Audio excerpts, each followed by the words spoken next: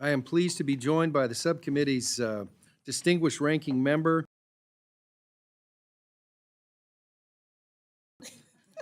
Welcome, Secretary Nome.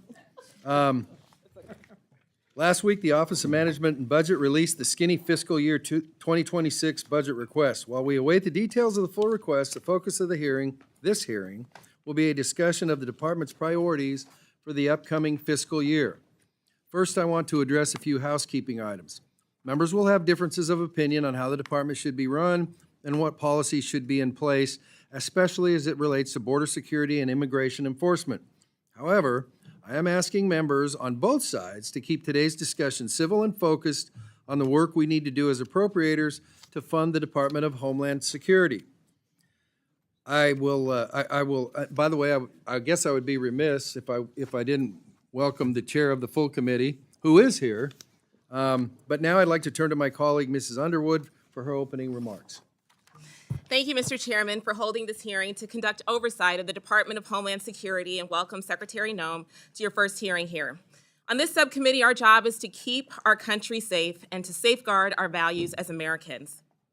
Last year, working together, we secured consistent increases for border operations funding and helped bring encounters at the southern border down and seizures of narcotics, including fentanyl, up through critical investments at our ports of entry, CBP officers, and increases to Homeland Security investigations.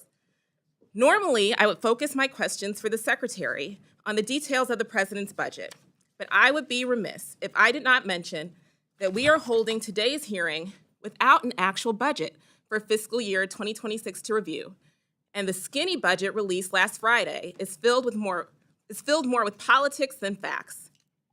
So, let me begin with some facts that I think are important for the American people to hear about what you're doing with their money.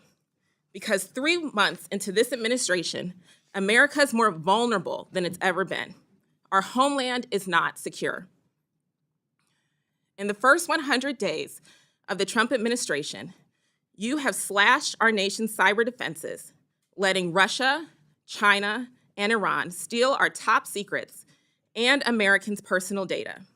You've wasted hundreds of millions of dollars on illegal detention and deportation, including some people who are trying to come into this country, quote, the legal way within our broken immigration system, despite, by the department's own admission, southern border encounters already at record lows. Sent emails to U.S. citizens that read, please leave the United States immediately. Removed U.S. citizen children, including those with terminal illnesses. Raised the price tag of future disasters by cutting billions from projects across the country to make our infrastructure more resilient, including a bipartisan program that was enacted into law by President Trump himself, and taken millions of dollars away from the DHS workforce and operations for what appears to be taxpayer-funded political advertisements. During our Member Day hearing last month, I also raised the unacceptable and unconstitutional decisions this administration has been making with the funds provided to the department by this committee, including the sudden and unexplained termination of DHS grants to states, universities, and nonprofit organizations, the cancellation of the Disaster Relief Fund's BRIC program, violations of the Fifth Amendment right to due process enshrined in the Constitution, and reductions in force of parts of the department's Office of Civil Rights and Civil Liberties, Office of Citizenship and Immigration Services Ombudsman, as well as the Office of the Immigration Detention Ombudsman. I also have serious concerns with the administration's decision to revoke the bargaining rights for DHS personnel, with an exception made for unions that have vocally supported the president in the name of efficiency and combating waste, fraud, and abuse, but without any evidence to back those claims. Mr. Chairman, these are programs that Congress debated and ultimately funded. Our role as appropriators is to write the law and responsibly fund the government, and the executive's role is to execute that funding pursuant to the law. It is no secret the administration has ramped up immigration detention beyond what Congress funded. Increases to ICE at the expense of other national security programs and initiatives that members on both sides of the aisle voted for undermines our core work and congressional intent. DHS is cashing checks it simply doesn't have in hopes that reconciliation passes and will cover their shortfall. That is an incredibly risky strategy and only sets up essential national security agencies for failure or violations of the Anti-Deficiency Act. How does that secure the homeland? There have been bipartisan discussions surrounding the organizational structure of the Department of Homeland Security, whether it's making FEMA an independent agency or transferring components like the U.S. Coast Guard or the U.S. Secret Service to other departments. We will never shy away from discussions about how we can improve the department, but absent an enacted law from Congress making changes to the department's organizational structure, this subcommittee will continue to conduct oversight over all existing DHS components and provide for their continued funding in the Homeland Security bill. I know that there are many areas in this bill that share bipartisan support, and I am so proud of the relationship that Chairman Amodei and I have built. I know that even in this highly partisan environment, he and I are committed to welcoming ideas for how to improve the department and better manage the department. But the Trump administration's actions have pushed us to unprecedented and to a sobering moment. America is a democracy, not a dictatorship. In a democracy, we are organized around the rule of law, and those laws are based on a core set of constitutional rights. You may be familiar with the Bill of Rights. It includes the Fourth Amendment, which forbids unreasonable searches and seizures, the Fifth Amendment, which guarantees the right to due process, and the Sixth Amendment, which protects the right to a fair trial and legal counsel. As we endeavor to secure the homeland, we must continue to protect and defend the Constitution of the United States. That is not a secondary mission. Let me conclude and take a moment to recognize the dedication and commitment of the women and men of the Department of Homeland Security who carry out the department's vital missions that help protect the American people from a wide range of threats. Again, I want to thank the chairman for holding this hearing. Mr. Chairman, I look forward to working with you on a bill that reflects those shared priorities, keeps our country safe, and upholds our shared values as Americans. I yield back. Thank you, Madam Ranking Member. The chair now recognizes the chairman of the Full Appropriations Committee, Mr. Cole, for his opening comments. Thank you very much, Mr. Chairman. Before I go to my prepared remarks, I just want to say what a pleasure it is to see our former colleague here and how proud we all are of you, your success as a governor, your success in this administration in its opening days. I don't know anybody that's been more effective in less time than you have, and the men and women that you lead and clearly lead so effectively. So I just want to thank you so much, honestly, as a friend and a colleague, but somebody that really appreciates the public service that you've already rendered this country in multiple ways. We're proud of you. Thank you again, Mr. Chairman, and Ranking Member Underwood, thank you. Madam Secretary, we really appreciate you being here today. Let me begin by commending the brave men and women of this department who stand on the front lines each day to protect the homeland. Under new leadership, they've been empowered to fully carry out that fundamental duty. From day one, the Trump administration has made clear that protecting America is not negotiable, and this White House has taken immediate action to strengthen the security of our nation's borders and enforce existing immigration laws. The contrast from the Biden administration could not be clearer. Policies that allowed an open and lawless border have ended, and the message is clear. Illegal migrants, including violent offenders, will no longer have an open invitation. Criminal cartels and traffickers will no longer be enriched, and the safety of our citizens will no longer be put last. In less than 100 days, we've watched our southern border go from chaos to closed. The decisive actions and common sense measures of the Trump administration have led to an historic turnaround, driving illegal crossings to record lows and ensuring removal of dangerous criminals. President Trump and his cabinet, particularly you, Madam Secretary, have delivered on the promise to have the most secure border in modern American history, and our nation is safer as a result. It's imperative that investments for effective border security enforcement are strong, and I'm dedicated to working with the members on this committee and across the Capitol to ensure the department is properly resourced. Secondly, I appreciate that the DHS mission doesn't end here. Living in Tornado Alley, Oklahomans are no strangers to devastation caused by natural disasters. Even now, a slow-moving storm and record-breaking rainfall is responsible for significant flooding in my state that's already resulted in the loss of life and a state of emergency declaration by our governor. When state and local resources are exhausted, we do rely on FEMA to bring additional capabilities that save residents, remove debris, and help our fellow citizens rebuild. This isn't a partisan issue. It's one that concerns states regardless of politics. I look forward to a discussion on ways to reform FEMA and improve federal emergency response capability while eliminating inefficiencies and wasteful spending. Programs like the Building Resilient Infrastructure in Communities, or BRIC, grants have provided many communities with the means to mitigate the next disaster before it strikes, potentially saving taxpayers even more money. I support efforts like these that give local communities, including those in rural Oklahoma, resources to prevent further destruction. Madam Secretary, I know we're both committed to ensuring a safer and stronger communities across our nation.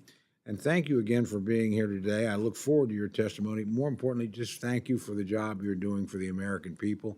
The results have been spectacular and immediate, beyond, I think, what any of us could have expected. And that's in no small measure to the manner in which you've led. So we're grateful for your service. With that, Mr. Chairman, I yield back. Thank you, Mr. Chairman.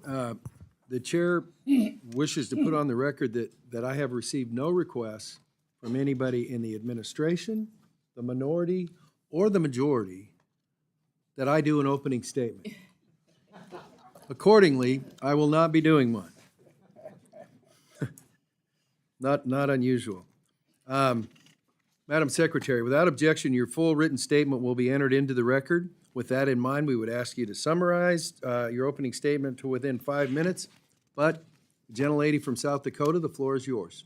Well, thank you, Mr. Chairman, and thank you, Ranking Member Underwood, and members of this committee for giving me the honor of being before you today.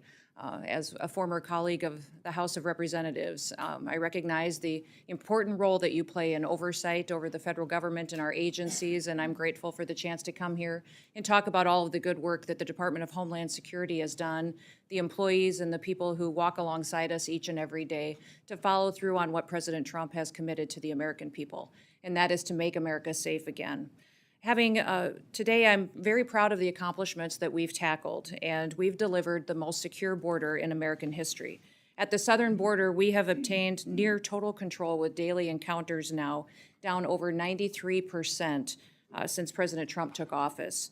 March saw the lowest number of border encounters in recorded history in the history of the United States of America at just under 7,200. That means that there were days where we had less than 200 encounters, which again is the lowest in recorded history. Under the previous administration, U.S. Customs and Border Protection was at times encountering over 15,000 people a day, which mean efforts were diverted into processing and facilitating an invasion of our country instead of doing their jobs. This astonishing turnaround is a testament to the resolve and to the leadership of President Trump to make America safe again, and it is accomplished by the incredible work of the people of the department. The secure border has allowed the Border Patrol to zero in on cartels and their illicit activity, and President Trump has designated 6 different cartels and criminal gangs as foreign terrorist organizations. This has allowed us to use a whole-of-government approach to go after drug traffickers, human traffickers, and in March, fentanyl traffic at the border fell by 54% compared to the previous year. We are enforcing immigration laws to identify, to arrest, detain, and to remove dangerous illegal criminals out of our country. And we're prioritizing individuals that have committed crimes in our communities. Aliens are a threat to our public safety and to our national security, and especially those that are affiliated with terrorist organizations such as Tren de Aragua and MS-13. This includes those who have final orders of removal in place are a priority for this administration.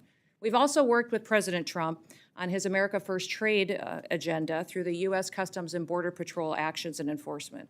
The Biden administration hollowed out America's industrial base, and they shipped our jobs overseas. Well, President Trump is changing all of that.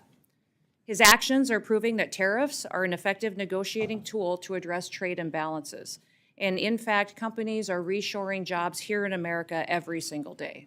The Department of Homeland Security is reforming and rethinking federal improvement in our involvement in emergency response and management as well. President Trump recently announced new members to the FEMA Review Council, which I will co-chair with the Secretary of Defense.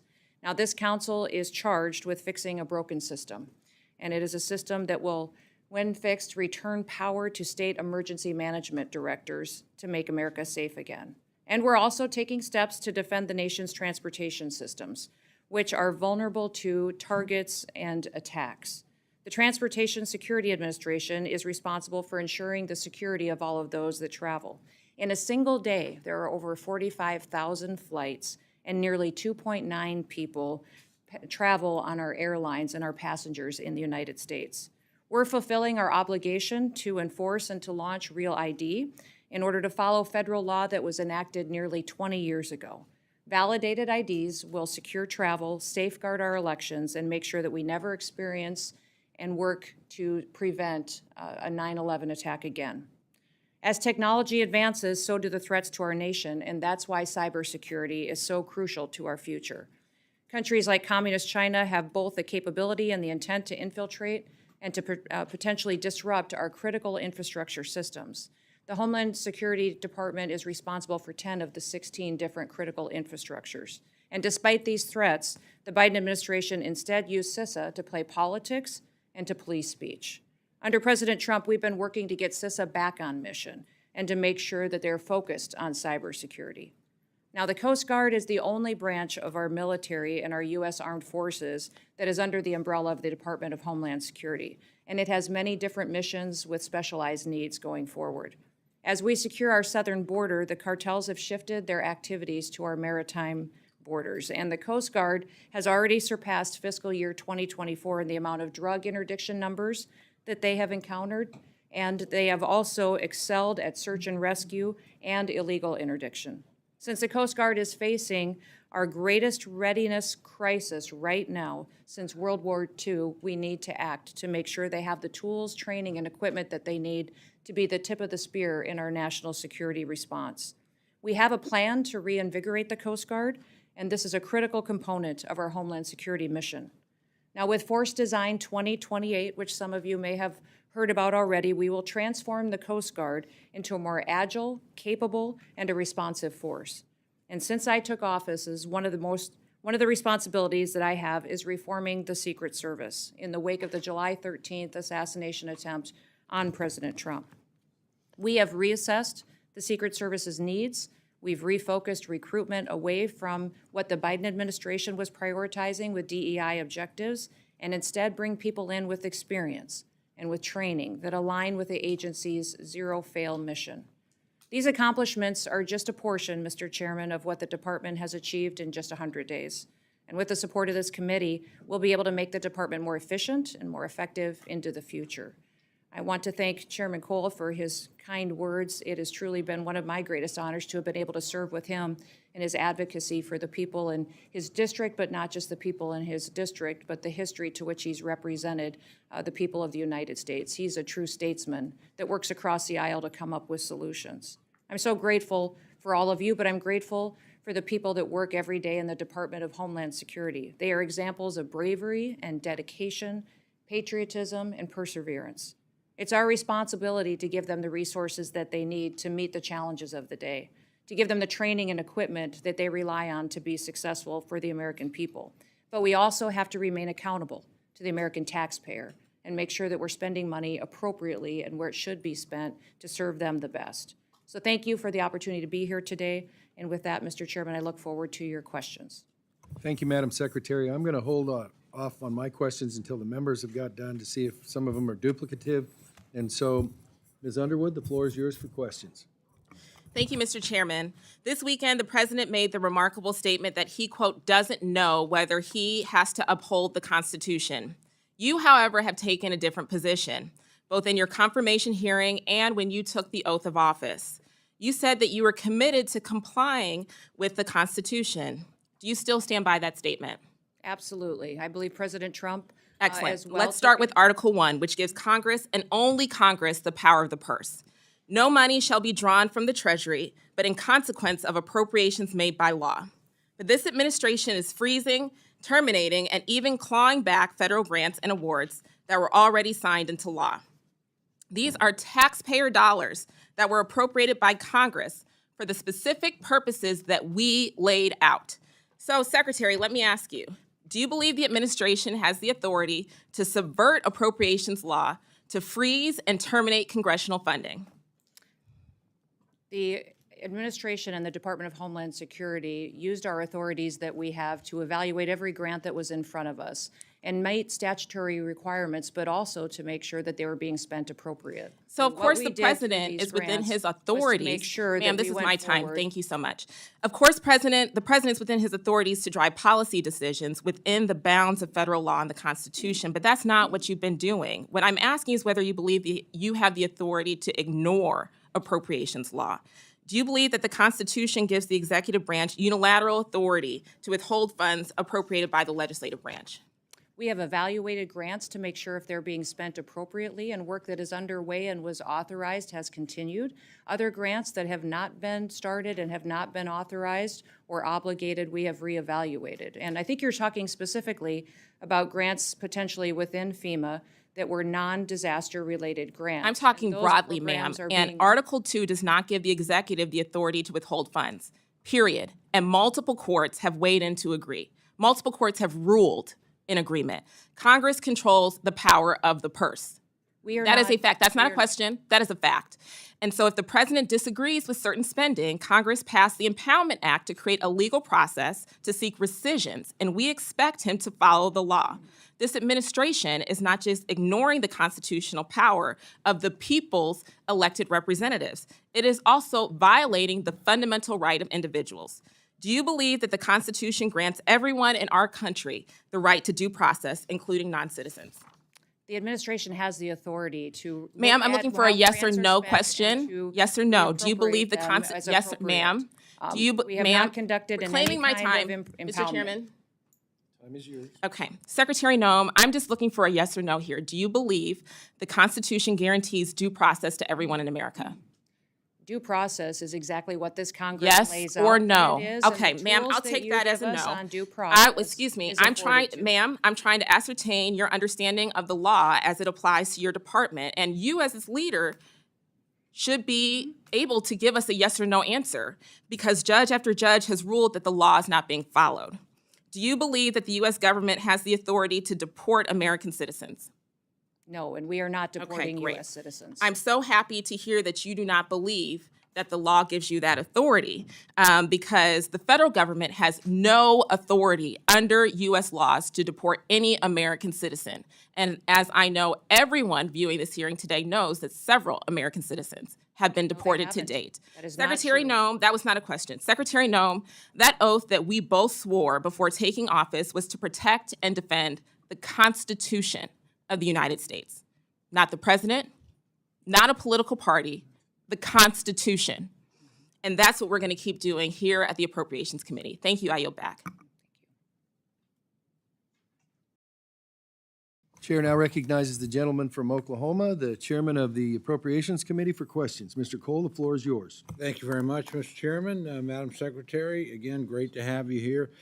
In your service, you've prioritized detaining and removing literally the worst of the worst in our country that have arrived here illegally, including those that have committed violent crimes against our fellow Americans. I think we're all in support of that effort. Can you tell us, and you may not have this information, I'm just curious, how many illegal aliens have committed serious offenses against our own citizens?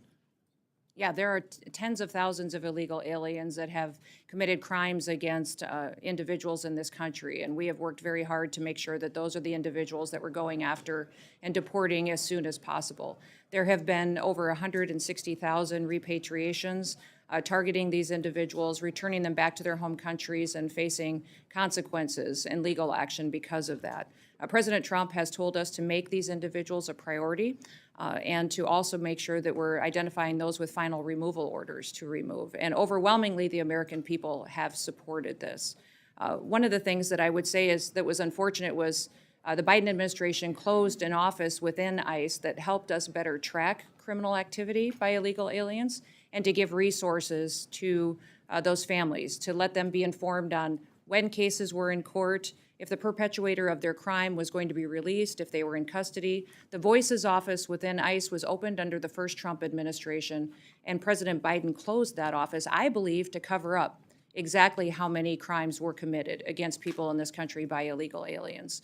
We have reopened that office. We believe that that data would be helpful, and they're continuing to work with people who have been victims of illegal crimes and illegal alien activity in this country. But those data and that information, I don't think we'll ever truly know how much crime was committed and how many were committed against American citizens because the Biden administration refused to track those victims and those crimes as they were perpetuated. Well, I commend you for reopening the office. Let me, just as a quick follow-up, ask you, and again, this may be information that is not readily available, but I'm curious if we know how many illegal aliens have actually currently have final orders for removal from an immigration judge, and we just haven't had an opportunity to execute those orders.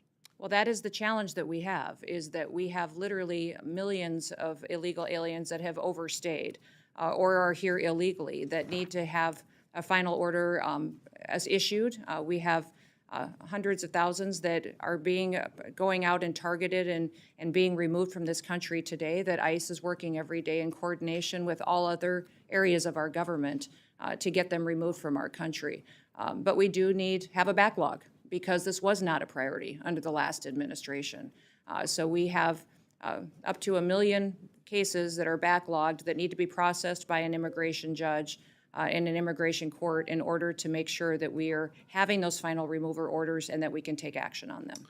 I want to commend you. You mentioned your statement about pushing on the Real ID Act. I know that's not an easy thing to do, and I'm sure when the day comes, about 30% of the people, as I understand it, that travel still don't have that documentation.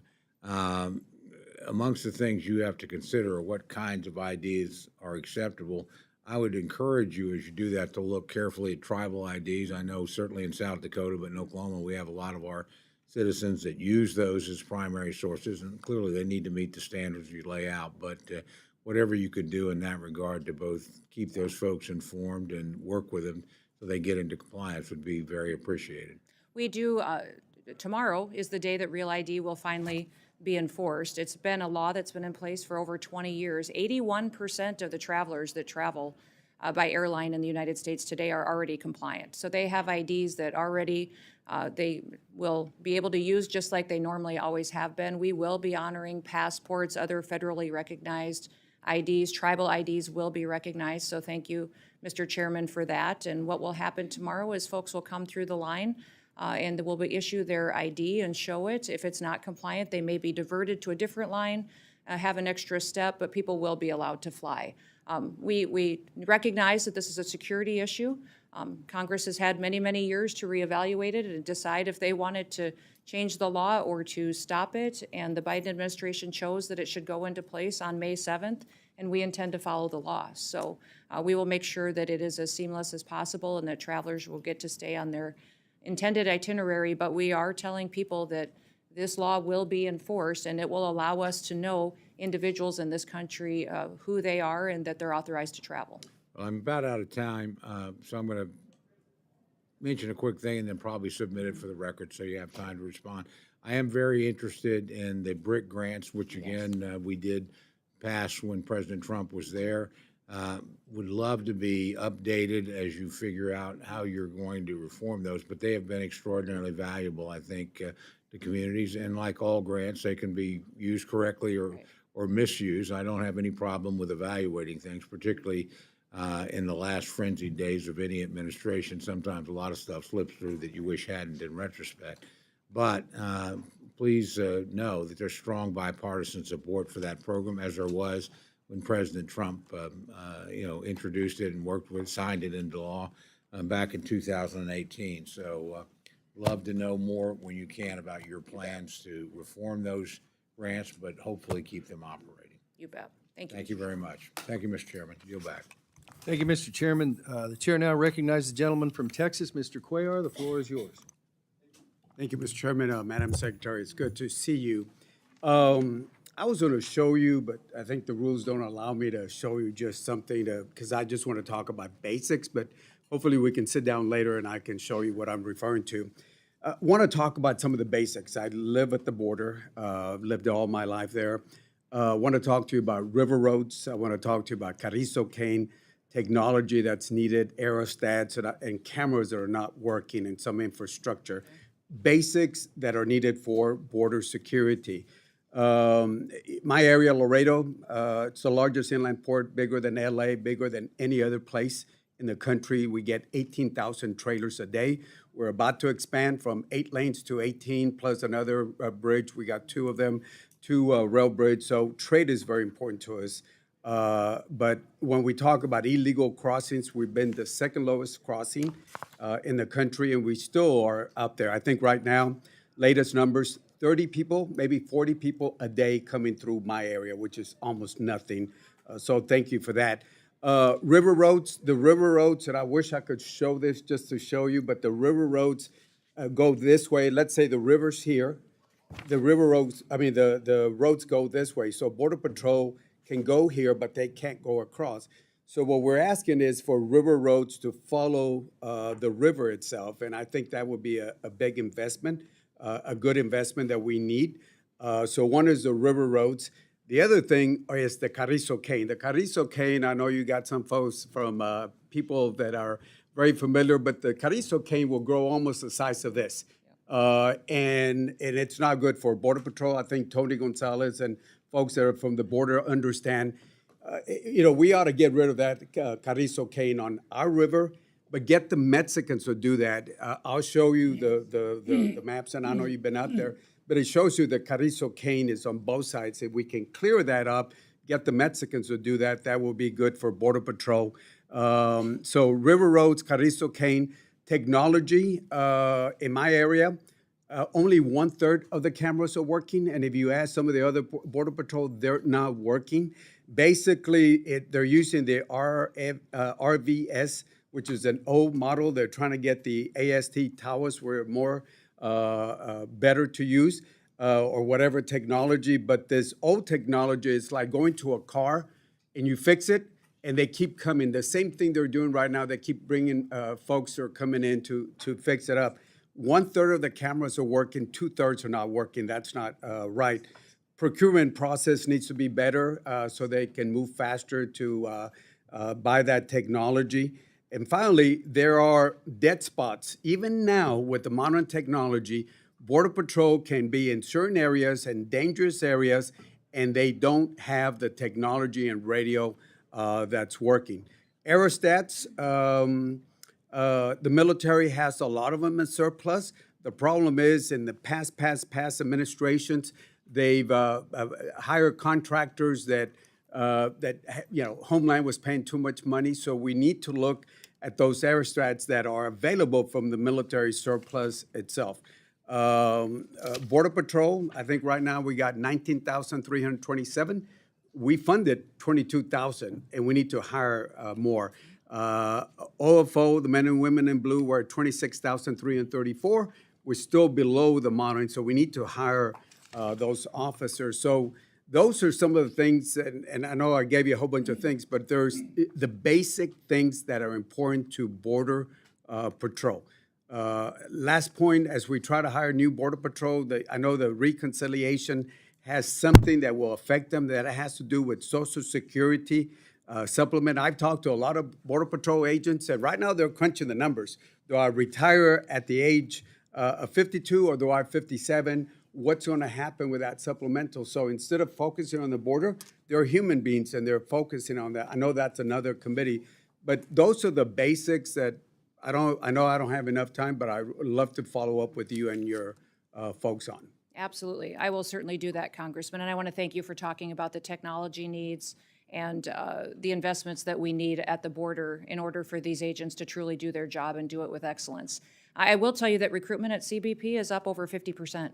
So as we've allowed them to go back and to do their jobs, We have had more and more interest in people, more applications coming in, and I think that's a fantastic trend, that as people talk about how discouraging it was over the last several years by them not having their hands tied, that now that they actually get to secure the border and work for the American people, that they're recruiting more and more help to be assisting along the way. Thank you. And we'll follow up on the rest of these conversations. Thank you. Thank you. Thank you, Mr. Cuellar. The gentleman from Florida, Mr. Rutherford, the floor is yours for questions. Thank you, Mr. Chairman. And Secretary Nome, I have to say, it's already been mentioned a couple times, the amazing speed with which you all turned around the southern border. And I know that a big piece of that was your endorsement of the 287G program. You know, I fought with Secretary Mayorkas, your predecessor, to try and expand that program. He refused to do it, even though his own acting ICE secretary said in a hearing before this committee that 287G was the best thing since sliced bread because it protected officers and the community. And so I want to thank you for that. You all came in and overnight, it seems, added 300 agencies to the 287G program. That's an amazing accomplishment, and I think that's a reason for a lot of the success that you've seen there. In fact, my own agency, where I had started 287G back 15 years ago, we were part of Operation Tidal Wave, and just great success in Florida with all the sheriffs and chiefs coming together. 1,120 illegal aliens taken off the street, 63% of which, Madam Secretary, actually had criminal arrests and convictions prior to that. So two questions about 287G. Number one, what can we do to help you get more agencies involved? And number two, what do you need from the standpoint of technology? You just mentioned the technology. What can we do to help you get those agencies trained and the technology that they need to get into those databases so that we can actually run these 287G programs, which are better than sliced bread, at top efficiency? Yeah, well, thank you, Congressman, for talking about this program, because it is incredibly important to our strategy of having the enforcement that we need to really address the criminal activities that we've seen out on the ground. 287G is a partnership between our officers, ICE, CBP, that brings everybody to the table. It's an agreement that's signed with local law enforcement or state law enforcement that allows us to operate in a task force model to go out and make sure that we're having more bodies, more people a part and backup of these operations on the ground going after dangerous criminals. We have today, I believe, 598 agreements out there across the country, over 6,200 different officers that has brought alongside of us to work alongside of us to protect our communities, and they've done incredible work. You referenced what was done in Florida on Operation Tidal Wave. Those 1,120 dangerous criminals are off the streets now today, and they are people that were here illegally, broke our laws, and now they are having the opportunity to face consequences and to go home to their home countries. I would say that we're looking for more agreements like that across the country, and we'll continue to build on it. What Florida did by having a whole of state approach is what we want to build out and model in every other state as well. And we've had partnerships from the DEA, ATF, DOJ, state highway patrols. We've had, obviously ICE, U.S. Marshals, CBP, local law enforcement, cities, county sheriffs. People who've committed their whole life to upholding the law and having the scales of justice apply equally to everybody are a part of this team. And it has been wonderful to see people jump in and be a part of it to make sure that we have not just the authorities that we need to go out there and to work, but also to have the local knowledge and the people in their community that really want to be a part of the solution and making them safe again. Well, we look forward to continuing that. I want to ask very quickly, I don't have much time left, but I want to ask about these recalcitrant countries that, we have 1.2 million deportation orders out there that are waiting for these countries to take them back. I was shocked under the Biden administration that Secretary Mayorkas claimed he couldn't send them home because they wouldn't take them. But now I understand that, now that you're in charge of DHS and the Trump administration and State Department working together, that there's been some change in that. And can you talk a little bit about how that's going? Yeah, so the Department of State is the entity that negotiates travel documents and the ability to repatriate people back to their home countries. And they've done phenomenal work in giving us the opportunity to do that. There are some countries that are still refusing to take their own citizens, and I would reiterate that every single country has a responsibility to take their citizens back. And that has always been something that has been an international common sense agreement that has existed. Many of the countries today, even as they are working with us, aren't taking their citizens home very quickly. They may limit us to 1 or 2 planes a week. Mexico had a limitation on us for quite a period of time, even a limitation on what kind of aircraft we could use. And so working with those countries is a diplomatic job that consistently needs to be stayed on top of. So many times while we have people that are brought into our facilities and ready to be returned home, getting those travel documents and the permission to return them to their countries is incredibly important. Thank you very much for getting them out. I see my time's expired. I yield back. Chair recognizes the gentleman from Hawaii, Mr. Case. The floor is yours for questions. Thank you, Mr. Chair. Madam Secretary, I appreciate your rosy report on the Department of Homeland Security. I have a different view on where the department is today and where you, and by you I'm going to refer to the President, the administration, and you as Secretary, are taking it as reflected in your actions and budgets, not just in your words. But I think it's important that we start by some points of agreement. First of all, I think you would agree, I hope you would agree, that the 270 or so thousand members of the DHS workforce, if that's what the figure is now, and we Yep, would it's like to supposed to. find out what the figure is at some point, spread across your 22 departments, all deserve our praise for their dedication, for serving our country every day, and they also deserve our professional respect. I think we would also agree that the efforts to legally reduce illegal immigration and illegal drugs of the past couple of years across our borders are paying off and should be continued. So I agree with you on those things. Overall, however, and focusing on the budget, because this is the Appropriations Committee, what little you have shown us thus far of your FY 2026 budget, it looks like you are definitely overfunding some efforts, mainly for messaging purposes, at the expense of some other efforts that are really critical, such as cybersecurity, disaster prevention and mitigation, transportation security. And you're using budget gimmicks to misdirect and conceal your intent. On your budget gimmicks, you claim a 65% increase in DHS's overall budget, targeted at the border, drugs, and the Coast Guard. But all of that increase or more is loaded into your separate reconciliation bill. You have essentially, for this purposes of this committee, level funded DHS and loaded all of the extra money into reconciliation. First of all, aside from completely sidetracking this particular committee, which is supposed to be doing that funding, you should know, if you don't already, that this is not an appropriate use of reconciliation. It's intended to maintain the illusion of responsible budgeting. It certainly is holding needed DHS increases, which many of us would support in other situations, hostage to your overall reconciliation plan of continuing tax cuts for billionaires and slashes in critical programs like Medicaid. So the question I have, and it's a rhetorical question since I'm making a statement here, is why don't you just come into this committee and say it straight? We need a 65% or more increase in DHS to actually protect our national security. Your increase is also heavily skewed to the border generally and CPB specifically, some $20 billion, all of it in reconciliation.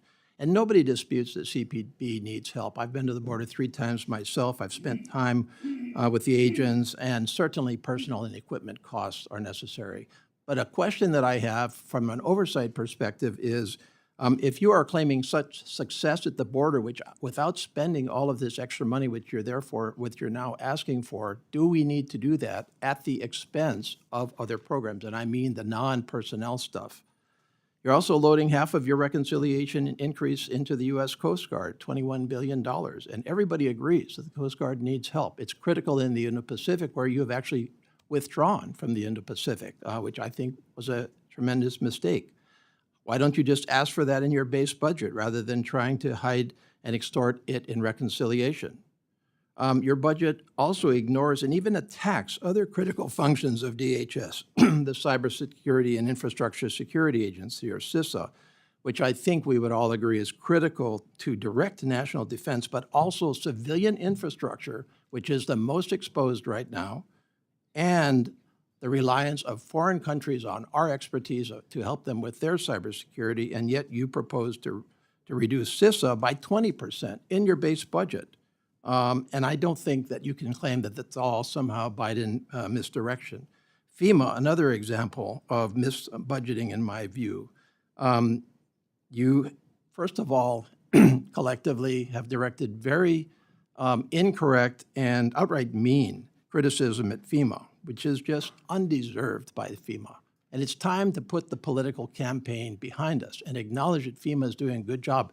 They did an outstanding job on Maui, and I sat with them on Maui when they were trying their very best and did their very best while their president was criticizing their work. We don't need this, and further, we certainly need to fund them adequately. Transportation Security Administration, same basic observation, a critical agency which you have not adequately funded. So fundamentally, my time is running short. Obviously, this is a critical agency. It deserves to be led responsibly and transparently. It deserves to be budgeted for transparently and responsibly. And until we get there, I do not feel safer under your leadership at DHS. Well, thank you, Mr. Chairman, if I can respond quickly. Thank you for your comments, and I'd like to respond to you. If I don't have time today, I will in writing or in answers to other questions. But we have focused on making sure that we're going forward with a Department of Homeland Security that focuses on what our mission is, and that is to secure America's homeland and do that while being accountable to taxpayers. So every single component I have, 23 different departments, we have gone back to their mission statement on what they were intended to do and put them back on mission. So in CISA, instead of doing censorship, misinformation, disinformation, they're back to securing our critical infrastructure. TSA, all we're doing there in the reductions is reducing empty FTEs that were never filled or don't have TSOs in them now, and asking for TSA officials to do work that they were intended to do, not to do unskilled technical work by monitoring exit lanes. So I could go through all of them that you mentioned, FEMA as well. The president has indicated he wants to eliminate FEMA as it exists today, and to have states have more control over their emergency management response. He wants to empower local governments and support them in how they respond to their people. So thank you for identifying what you're concerned about, and I look forward to having conversations with you so that I can answer the questions that you have and reassure you that this Department of Homeland Security is accountable, but it is also going to fulfill the mission for which it was created after the horrific events of 9/11. Thank you.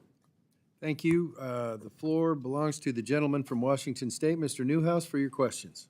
Well, thank you, the gentleman from Nevada and the lady from Illinois as well. Thank you, Secretary Nome, for being here with us to discuss. This is our agency, the Homeland Security. I want to focus on a couple things that I've spent a lot of time working on, and when you were in the House, you did too, and I want to thank you for that. That has to do with agricultural labor. I was very delighted to hear President Trump in early April make several, and I thought were very important comments about the agricultural labor force, as well as some of the, what would you call, hotel, entertainment kind of workers, whose current workforce certainly are lack a legal status. So I'm talking about H-2A and H-2B. He proposed a plan to allow undocumented agricultural workers an opportunity to touch back with the ability to come back to the United States with achieving a legal status. I can't overestimate or overstate the importance, as you know, of an agricultural labor force to produce food and fiber in our country. So I wanted you to, if you could, provide any kind of an update that you could share with us on the discussions there at the cabinet level, but also in that same vein, a major cattle producer and processor in Washington and Idaho recently shared some of their concerns with I believe it's called the termination of parole process for Cubans, Haitians, Venezuelans, and Nicaraguans. Apparently, the workforce there, up to 15% of their workforce is made up of people from those countries. And so I wanted to give you an opportunity to either speak with us about that or follow up with my staff later. No, thank you so much for talking about the important programs that we have to facilitate a workforce in this country that have contributed so much in certain industries and different areas going forward. President Trump has been very clear that he believes that people that are here illegally need to go home. He has backed that up with his policies that you don't get to come into this country and have the law apply to some people and not others, that the scales of justice should apply equally to everyone, and that individuals who are here illegally need to face consequences for that and go home. I think one of the reasons that you've heard us recently talk about self-deportation is because our preference is that the individuals who are here illegally self-deport. We will facilitate purchasing their plane ticket and a stipend once they return to their home country, so they have the opportunity to do exactly what you talked about by touchback. They have the opportunity to come back to America then, and to do it the right way.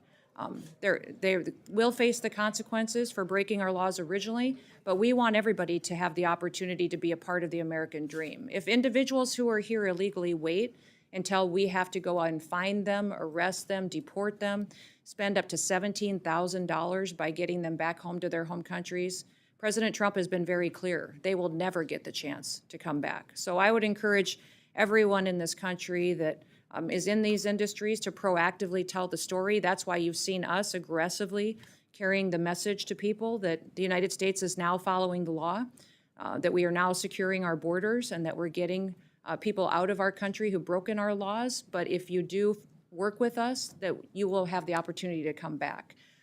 Those visa programs are ones that we continue to have discussions with the administration, with many of you on. There's some latitude given to the Secretary of the Department of Homeland Security, but I will remind you that Congress consistently maintains the authority to determine how many are issued in this country and if they are issued into the future. And so we always will follow that as that goes forward.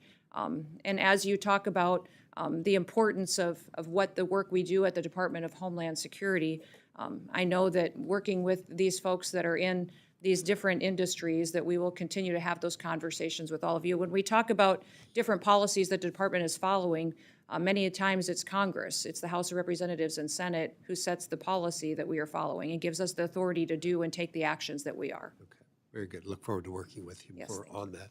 And just in the short amount of time I have left, the harbor maintenance tax. Yes. A lot of countries are essentially bypassing that, bringing goods, importing them to the United States through either Canada or Mexico, and foregoing paying any kind of tax that way. Certainly we have a lot of illicit drugs coming through. We need to get a handle on that as well. But in your testimony, you highlighted the importance of the CBP enforcing tariffs on imports, and this seems to be an appropriate place to put a lot of time and energy. I'm going to, just so you know, I'll have some legislation here shortly addressing this kind of stuff, but I wanted to draw your attention to a lot of the efforts that other countries are going through to avoid paying that tax. Yeah, thank you for pointing that out and for talking about it in this committee hearing, because I think a lot of people don't realize that that's one of the factors that we're dealing with too at the federal level, is having other countries unfairly manipulate their processes to avoid paying what is due to the American people. Since President Trump has been in office, CBP has made 21 different enforcement actions on tariffs. So they've put in place that many adjustments and changes to other countries as goods and services come into this country, and have done it with excellence. I'll remind everybody that CBP is the oldest law enforcement agency in the country and has collected tariffs for many, many, many years. And so they have adjusted and done well with President Trump negotiating with these countries to finally treat our consumers and our country fairly when we've been so mistreated in trade agreements in the past. Well, thank you. But that is a part of the discussion that the president continues to have with these other entities that have manipulated that. Very much appreciated. Thank you, Mr. Chairman. The gentlelady from Texas, the floor is yours for questions. Thank you, Mr. Chairman and Madam Ranking Member. Secretary Noem, thanks for being here. Appreciate it. I'm proud to represent my border community of El Paso, Texas. Born and raised there, third generation border resident. My kids are fourth generation. I have a lot of questions, and I've structured them in a way that they should be simple yes or no. So I'm going to ask that you please respond as simply as possible so I can get through as many of my questions as possible. My first question is, when the Department of Homeland Security makes a mistake, will you assure this committee and Congress that DHS, that you will acknowledge that mistake, take accountability for it, and rectify it, most importantly? Yes. Thank you. And I'll follow back up with that question. I want to first, one of the first topics I want to talk about is what President Trump said recently: homegrowns are next. And I'd like to enter into the record an NPR story. Homegrowns are next. Trump hopes to deport and jail U.S. citizens abroad. I was happy to hear your acknowledgement that that is not legal, but I am curious about the reconciliation bill and the appropriations requests that you will make.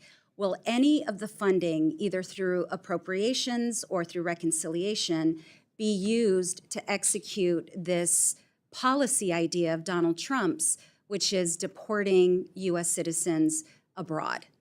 We have not deported any U.S. citizens, and so that false media narrative that you've heard out there just simply isn't true. Well, what I would say. So my question, yes or no, will comes the to reconciliation or reconciliation and the appropriations dollars be that- used for that? The reconciliation dollars that we've asked for is $175 billion that will be focused and is reflected But in yes what the or no, president will it be released. used for those purposes which we are- Donald Trump acknowledged We're is going a to continue to use the policy? authorities and follow the Constitution to Okay, implement all right, policies that will make reclaiming my sure- time. I'd like to now focus on U.S. citizens who were deported. In fact, 3 children so far, likely more children. One of those children with cancer who was deported without the medication necessary to address that child's cancer. Again, a U.S. citizen. The lawyers have said that they were not given, the family was not given an opportunity to make plans for the kids. And so they were deported, essentially, again, U.S. citizens. I have a question about the forms that ICE is supposed to utilize when engaging with parents who have children, the parents who are being deported, and the U.S. citizen children. One of those forms is ICE Form 71-078, or the Caregiver Designation at Arrest form. Were any of the individuals who were deported, who had U.S. citizen children deported with them, were they given an opportunity to sign that form? When these, the specific cases that you're referencing with these children, it was the parents' choice to take their children with them. Did ICE Which it is the follow policy of through the on the Trump policy? administration to keep families together. Ma'am, That is what we have continued reclaiming to my do, is time. that I these told you at the children, top of this, their ma'am, parents took the- ma'am, reclaiming my time. I said the questions are really simple, yes or no. Was that form used in any of those cases? I will get back yes to you or on no? that Okay, specific form. I perfect. don't know the Thank number, you, but I do that's- know these mothers Okay, went on the thank you. record The filling out second form, paperwork ma'am, and in reclaiming my interviews time, reiterating ma'am, they wanted please, to keep their ma'am, children with them. reclaiming my time. I'd like you to avoid the filibuster so I can get to all my questions, please. Answering your questions with So facts. the second ICE form that I'd like to ask you about is ICE Form 71-76, which is also, it's pre-removal parental interests election form. Can you get back to me on that? Were all of the parents allowed to sign that? Are the parents allowed to speak to lawyers before they're deported, or to speak to their U.S. citizen spouses before they're deported? They are given the opportunity. Okay, so you can guarantee that every one of those parents, We followed all the normal policies and procedures. so and they were everything. allowed to Every talk case to was a handled lawyer? That's a exactly yes? As it is authorized. Is that a and laid yes? out by- That's a yes? Everything was handled That's- appropriately and but correctly. did they in all every get to single talk case to a that you've lawyer? Okay, addressed reclaiming my Under the time. policy. Mr. Chairman, unfortunately, I'm out of time. I have a number of other questions we'll get to in the next round. Thank you.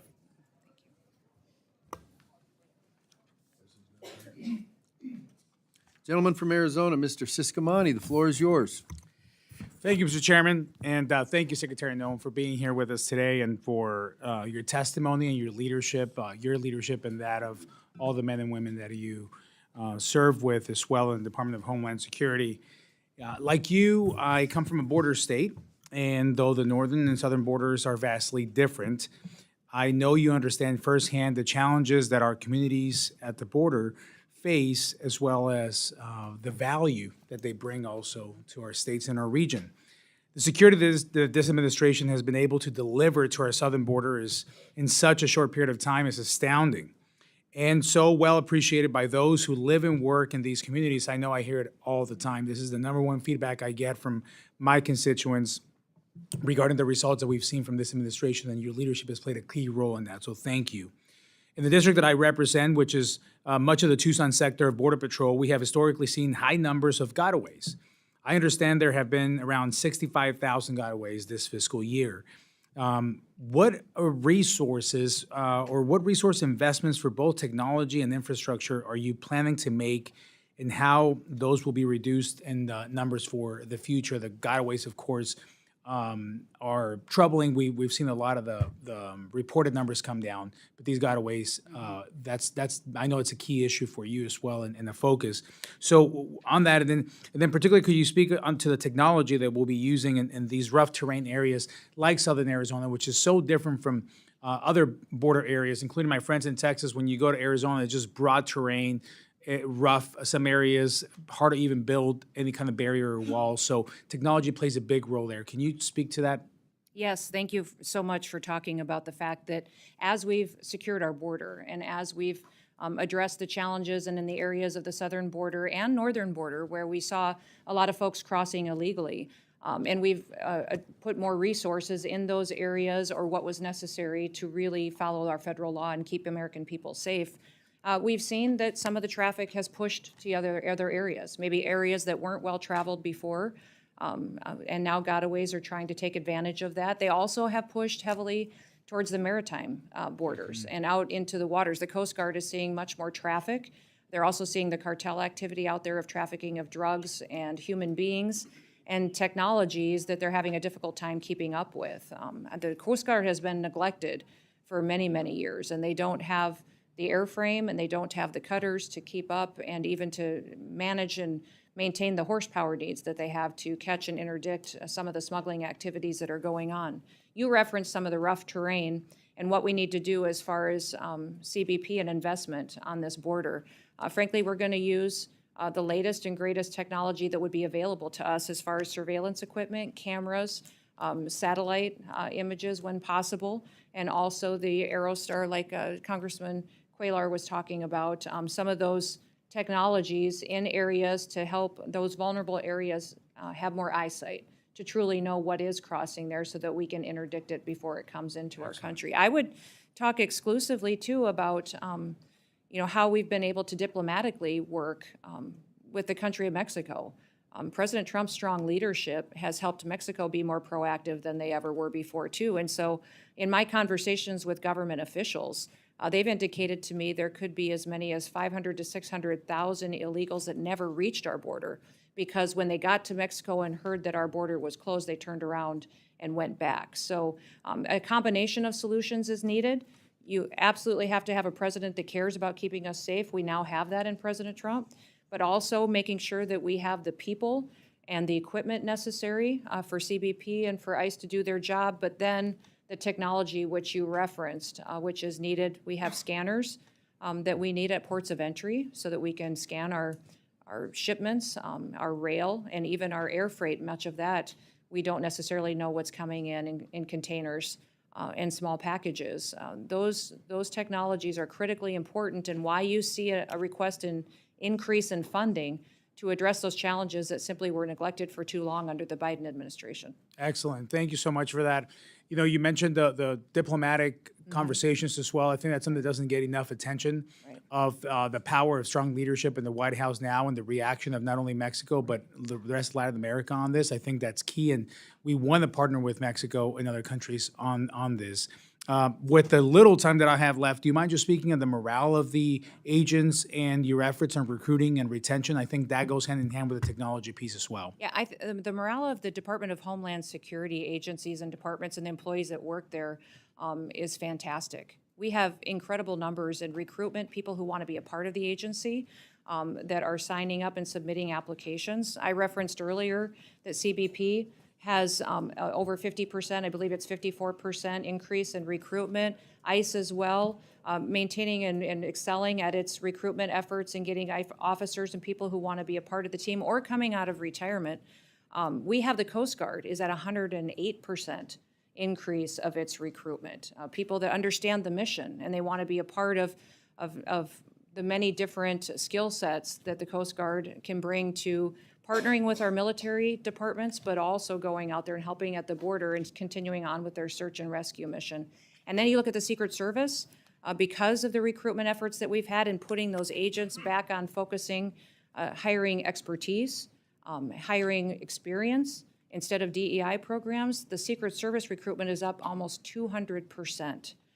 The applications we've gotten have been fantastic by telling our story and that they can be a part of an agency that protects the most powerful in the world. It truly has been inspirational. So I believe that some of the narrative that the Democrats have used to attack the Department of Homeland Security just simply isn't true. The people that are wanting to come and work for us are inspirational and they're true Americans. Thank you for that. Chairman, I yield back. Gentleman from Texas, Mr. Gonzalez, the floor is yours for questions. Thank you, Chairman, and thank you, Madam Secretary, for being here. I hope you know how committed this committee is to working alongside you and the President to get this done. I mean, here we have the chairman of the full committee sitting throughout the entire duration. So this is just the first of many things. I want to thank you for making your first official trip as secretary. You went to the border, right? You went to Del Rio in my district, and you saw it firsthand. You're not new to this as governor. You were very active along that. So on that note, I want to get your opinion on states being reimbursed for some of the fundings, particularly Texas. What are your thoughts on Texas being reimbursed for some of the funding that we've had to pay for this? Yeah, it's been incredible, the partnership that Texas has put together with the federal government and how they stepped up so many times when the Biden administration did not secure our border. Texas filled the gap. And when I was governor, I deployed my National Guard there to facilitate and help as well, as did other governors in the country, and did what we could to get by until we had a new president that truly cared about keeping America safe. There have not been any decided decisions on reimbursing states, but I know many of the governors have asked for it, and we've appreciated their help. And so that's an ongoing conversation with every new agreement or new ask we have of states. If we're asking them to commit to the 287G program, seeing what we can do to help meet their financial needs is incredibly important. If it's asking the National Guard to step up or even past spending that they've incurred, I know that President Trump is appreciative of the efforts and the partnerships and wants to continue those conversations. Yeah, representing nearly half of the southern border, we've been ground zero for it. And Texas, but it's not just Texas. I mean, you mentioned your home state. Everyone has really pitched in a big way, and it's not fair. For the last 4 years, a lot of our states have been on our own and had to pay out of pocket. I think it's a great opportunity for the federal government to reimburse some of these states. I'm certainly committed to making sure Texas gets reimbursed for some of the funding we've done along the border. I'll tell you what, it was very difficult to get anything out of your predecessor every time he came before this committee, other than lying to us and saying the border was secured when we know it wasn't. One thing that we did get out, last year I submitted a letter to the ICE director asking him how many convicted criminal illegal aliens were in our country, and this is what I got back. This is literally part of his response. Your letter requested the number of non-citizens on ICE's docket convicted or charged with a crime. As of July 21st, 2024, there were 662,566 non-citizens with criminal histories on ICE's national docket. That was nearly a year ago. Do you by chance have any updated numbers on how many convicted criminal aliens we still have loose in the country? We believe we have more than that and are continuing to do an assessment. And of course, every day we continue to see crimes in this country that are perpetuated by individuals that we didn't necessarily know that we are here. What I will tell you is that the president, under his leadership, has already arrested and is prosecuting and held accountable over 250 known terrorists, people who are on the known terrorist watch list. We have over 65,000 individuals that just ICE alone has arrested that are criminal aliens that are being held accountable for their crimes in our communities. We also talk extensively about different governors that we've been able to work with. Many of them have people within their facilities that have committed crimes that they've been arrested, and they're holding and detaining them.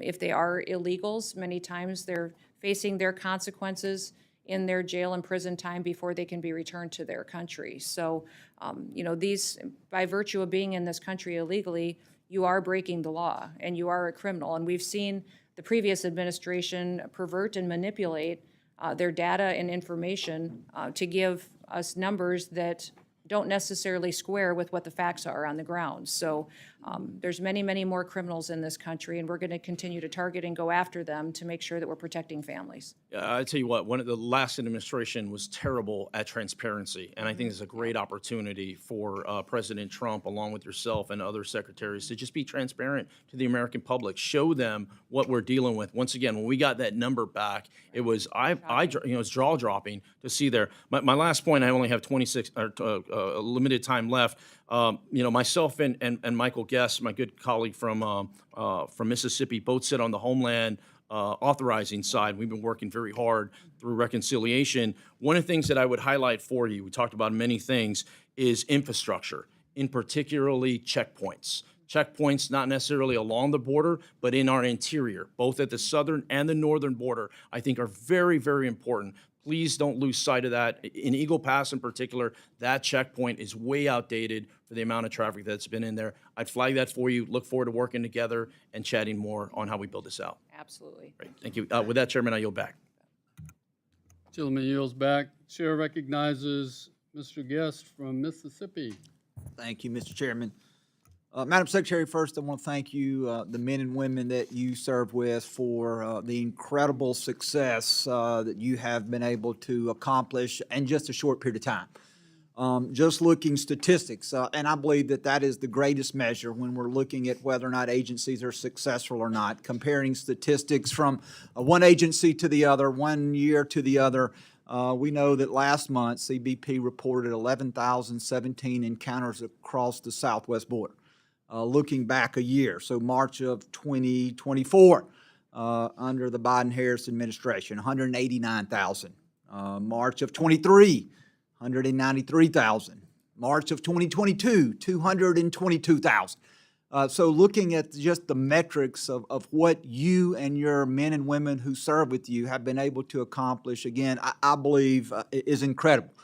So when you leave here, please return to those men and women and thank them on behalf of all, not only the members of Congress, but all the people from across this great nation who are in gratitude for their continued service. As Representative Gonzalez said, he and I both serve also on the authorizing committee. And last week we were able to mark up legislation that included roughly $46 billion for additional walls, barriers along the southwest border. And I know that is something that, particularly between Republicans and Democrats, we have had a fundamental disagreement. And I would ask if you would just kind of take a moment to talk about the importance of the investment in walls and borders, barriers along the southwest border, and how that not only does that make our nation safer, but the importance that it is providing to the men and women who serve at CBP to make sure that they can better perform the duties that we've taxed them with. Well, thank you for talking about the importance of having not just enforcing of our laws in this country, but also infrastructure and security procedures that give us a wall. And that wall may look different based on what the topography is or the geographical location in this country on our southern border, but also on our northern border. And then when you talk about our maritime borders as well, we can't neglect the fact that we have needs there and infrastructure that would help us make sure we know what's coming into this country, who's coming into this country, and if it's appropriate and if they should be. Since President Trump has been in office, we have installed 77.8 miles of new border. That includes steel bollard fencing, but it also includes temporary border and some waterborne as well. We have 11 contracts that have been awarded to put in over 40 miles of new border as well, and we still have 5 contracts that are pending. And I want to thank you for focusing resources to continue to make sure that we're building infrastructure and building in wall and making sure that we're having what we need for each area to address the concerns that are there. That border wall will be built that is steel in areas that it's appropriate for, but the other areas may require us to do buoys. If we do have, waterborne areas such as, the Rio Grande and places like that, that it is required, and then having technology and cameras and the ability to see distances where we may not have the ability to put in fencing and even concertina wire and panels that would be used and are putting in temporarily right now as well. So the diversity of what happens is incredibly important. We're addressing the needs as they see fit, but we're going to continue to move forward with putting up that infrastructure because it does slow down traffic, it sends a message, and it gives our CBP officers more opportunities to truly address the security concerns that we've had in the past. And Madam Secretary, in the last roughly minute that I have, I want to address an issue that near and dear to my state. March the 15th, we had a series of tornadoes that came through Mississippi. Half a dozen individuals lost their lives that day. It impacted roughly 20 counties, so roughly a quarter of our state was impacted. Shortly after the storms, I, along with many of the other elected officials, we went and we visited those areas that were impacted, and I'll tell you that some of the damage has been extreme. Our governor and MEMA quickly requested disaster assistance, but at this point, the review of that process is still pending. And I understand that that takes time, and I don't want to rush anything. But I would ask you if you could make sure that you could do everything to expedite that request. It is impacting my local jurisdictions with debris cleanup. It is impacting people as they seek to recover. So I would just ask that you personally see if anything could be done to expedite that request. And with that, Mr. Chairman, I would yield back. Yes. Gentleman yields back. Yes, I will certainly get back to you and follow up with that. I'm not sure if that decision is still with us or at the White House, but I will follow up with you. And I want to thank you for talking about the fact that you're sitting there waiting for the federal government to respond. President Trump's heart is with the American people and recognizes they don't deserve that. If we had the ability to give resources to a state so they could respond in a more timely manner and do a better job than where the federal government has failed, it would be entirely appropriate. So thank you for that, and I'll follow up with you. Thank you, Madam Secretary. The chair now recognizes the gentlelady from Iowa, Mrs. Henson. Thank you, Mr. Chairman. Good morning, Madam Secretary. Thank you so much for joining us. Really appreciate your commitment to getting Homeland Security back to mission. You know, we saw such a straying from that in the previous administration, and President Trump's border security promises were really delivered on day one and continue to be executed on. So I just want to say thank you for that. Under your leadership, those illegal encounters at our southern border are dropping to historic lows. Our immigration laws are finally being enforced. The border wall is back under construction. DHS is finally working again on protecting the homeland. No new laws, but we have a new president and a new secretary, so I want to say thank you. Last year, before this committee, Secretary Mayorkas at the time came before us pushing the Biden administration's $4.7 billion Southwest Border Contingency Fund. All that really was a slush fund, we know, designed to bypass Congress and bankroll those failed policies and sanctuary cities doing their bidding.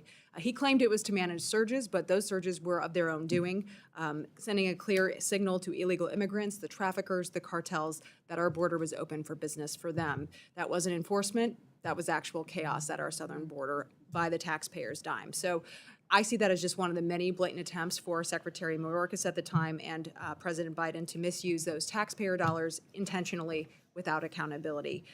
But again, under President Trump and your leadership, we have reversed course there. Programs like the Shelter and Services Program that enabled that abuse have been gutted, and their funding is now going to real border enforcement. So I'd like to drill down a little bit, Madam Secretary, on the misuse of those dollars under the last administration. Can you walk us through some of the specific programs or activities under the Biden administration that enabled this crisis and how you've worked to unwind those programs? Well, it was the Shelter and Services Program, which you referenced specifically. Those dollars were taken and manipulated to facilitate illegal activity and housing for illegal aliens and criminals that were in this country, and gave them a place to set up shop and to conduct their trafficking, their drug dealing, and also their crimes against their communities that they live in. A prime example is the Roosevelt Hotel in New York City. Filled with hundreds and hundreds of illegal aliens, many of them criminals, part of foreign terrorist organizations such as TDA, and in fact, Laken Riley's killer stayed there, and paid for by the American taxpayer, courtesy of Joe Biden, and those who supported him and his leadership in this country. That's what we're working to address, is to make sure that those dollars are no longer continue to be used in such a manner, and that programs like that have been misused are used for ways that secure this country and really follow through on what the mission of the Department of Homeland Security is. And that's to keep the American homeland safe and secure and to protect our communities. We have many of the grants and different dollars that we have out there being reevaluated. We're also utilizing several different programs and working with other different cabinet secretaries to make sure that our housing programs, our food assistance programs, our shelter services programs, even programs within other agencies, that if people are illegals and that it wasn't the authority of Congress and never the determining decision by Congress to make them be people who took advantage of those programs or to have access to them, that was ended. That no longer was this president going to allow money to be diverted different than what was authorized to be utilized to facilitate people who are in this country illegally and breaking our laws. And you mentioned the number on the terror watch list already held accountable, 250, and we know there are more, and I think that Americans need to understand you are doing that work to help keep us safe, apprehend these dangerous people that were just let to roam free in our country. I certainly, as a Midwest mom, like you, understand that we need to prioritize that and make sure you have the resources necessary for detention beds as well as the enforcement side. So as we work through fiscal year 26, the considerations that we need to be taking a look at and reconciliation as well, what additional authorities or potential congressional actions do you see as necessary to making sure you can execute on your mission? I would say the Department of Homeland Security is one of the largest agencies in the federal government, but has one of the smallest budgets. And it really is about when you look at what you're doing for fiscal year 26, and when you're looking at the reconciliation package, is to really determine where your priorities are, where Congress's priorities are. What is the responsibility of the federal government? What did our founders task us with as far as ensuring for the American people, and what rights did he remain with the people and with the state? And every decision that gets made here should be facilitated through that lens to make sure we're spending money appropriately. I always say, and have said for many, many years, no matter what topic comes up, what program, what agency, there's always going to be lobbyists who show up. There's very few people who show up in the room to lobby for the American taxpayer. And the job that you do in oversight is incredibly important. And I come to this role today not only as a wife and a mom and a grandma, but also as a business owner, someone who's been an employee for many different people, served in Congress, served in our legislature, but also as governor. And people need leadership that recognizes what the priorities are. And so every different component that I have under my responsibility, we are putting back on mission and making sure that they are fulfilling the duties to which they were created. So thank you for considering the reconciliation package. It will be considering the amount of people that are in this country illegally, many of them perpetuating crimes. We need the resources to continue doing what President Trump has promised the American people, to get these individuals out of our country and make sure that they come into our country, if they self-deport when they come back, that they do so the right way. and that they can be a part of the American dream in the future. Thank you again to you and President Trump for redirecting those resources where they are intended to go. Really appreciate that. And Mr. Chairman, I yield back. Chair now recognizes for second round the ranking member from Illinois, Ms. Underwood. Thank you, Mr. Chairman. Secretary Noem, you've designated the Army's 250th birthday parade in Washington, D.C. on June 14th as a national special security event, meaning DHS will use taxpayer funding to help with enhanced security and support. June 14th is also President Trump's 79th birthday. At the same time that this administration is canceling critical cybersecurity and disaster recovery funding under the guise of so-called waste and abuse, it's being publicly reported that this event will involve a full military presence crossing the Potomac from the Pentagon to Constitution Avenue. We recently received your fiscal year 2025 spend plans for the Secret Service, but the costs for this event were not included. What do you estimate you'll be spending on this, and how do you plan to pay for it? I can get those details and get back to you. I don't have them with me today, but I will certainly take that as a follow-up to your question. Okay. Do you plan to designate NSSEs for the birthdays of other branches of our armed services that do not share their birthday with the president, but also happen to be celebrating their 250th anniversaries in 2025? I will look and work with the administration and with the different departments and agencies to identify what would be appropriate for all of those, and we'll continue to keep you updated on that as well. Now I want to focus on CISA for a moment. America is under constant and growing threat from cyber criminals and foreign adversaries, as we're still seeing with Salt Typhoon. Last week you said we should, quote, just wait for the president's grand cyber plan. But you have not waited to erode the department's cyber defense capabilities by removing resources and personnel from CISA and other components. Meanwhile, bad actors are burrowing further into the critical infrastructure of this country. On what date can we expect to receive the president's cyber plan, and why are you moving forward now with workforce reductions and other changes to relevant DHS components without it? Yeah, CISA's mission is to hunt and harden and to work with our state and local entities on critical infrastructure. So to support cybersecurity infiltrations that would happen from enemies and bad actors when it comes to electrical grids, water systems, support those states, those small and medium-sized businesses that can't afford that kind of defense system themselves, and to go and walk alongside of them. I think one of the most alarming things that I heard when I was first nominated for this position, but before I was sworn in, I got briefings from CISA and from the leadership team and the people that were there, and one of the things that they shared with me was that they were aware of Salt Typhoon and Volt Typhoon, but they didn't know necessarily how they had happened yet or how to stop them into the future. That was alarming to me. It was alarming to me that we had the nation's top leading cybersecurity agency that didn't know how to stop the PRC and our enemies from coming in and hacking into our systems. And if we think a pandemic was scary, wait until the PRC in China comes in and shuts down our electricity. Obviously. And So our when are we water. getting So the that president's is cyber what plan? that is what CISA is focusing on, is making sure that we're approaching cybersecurity from the importance that it is. I had a direct All we've- question.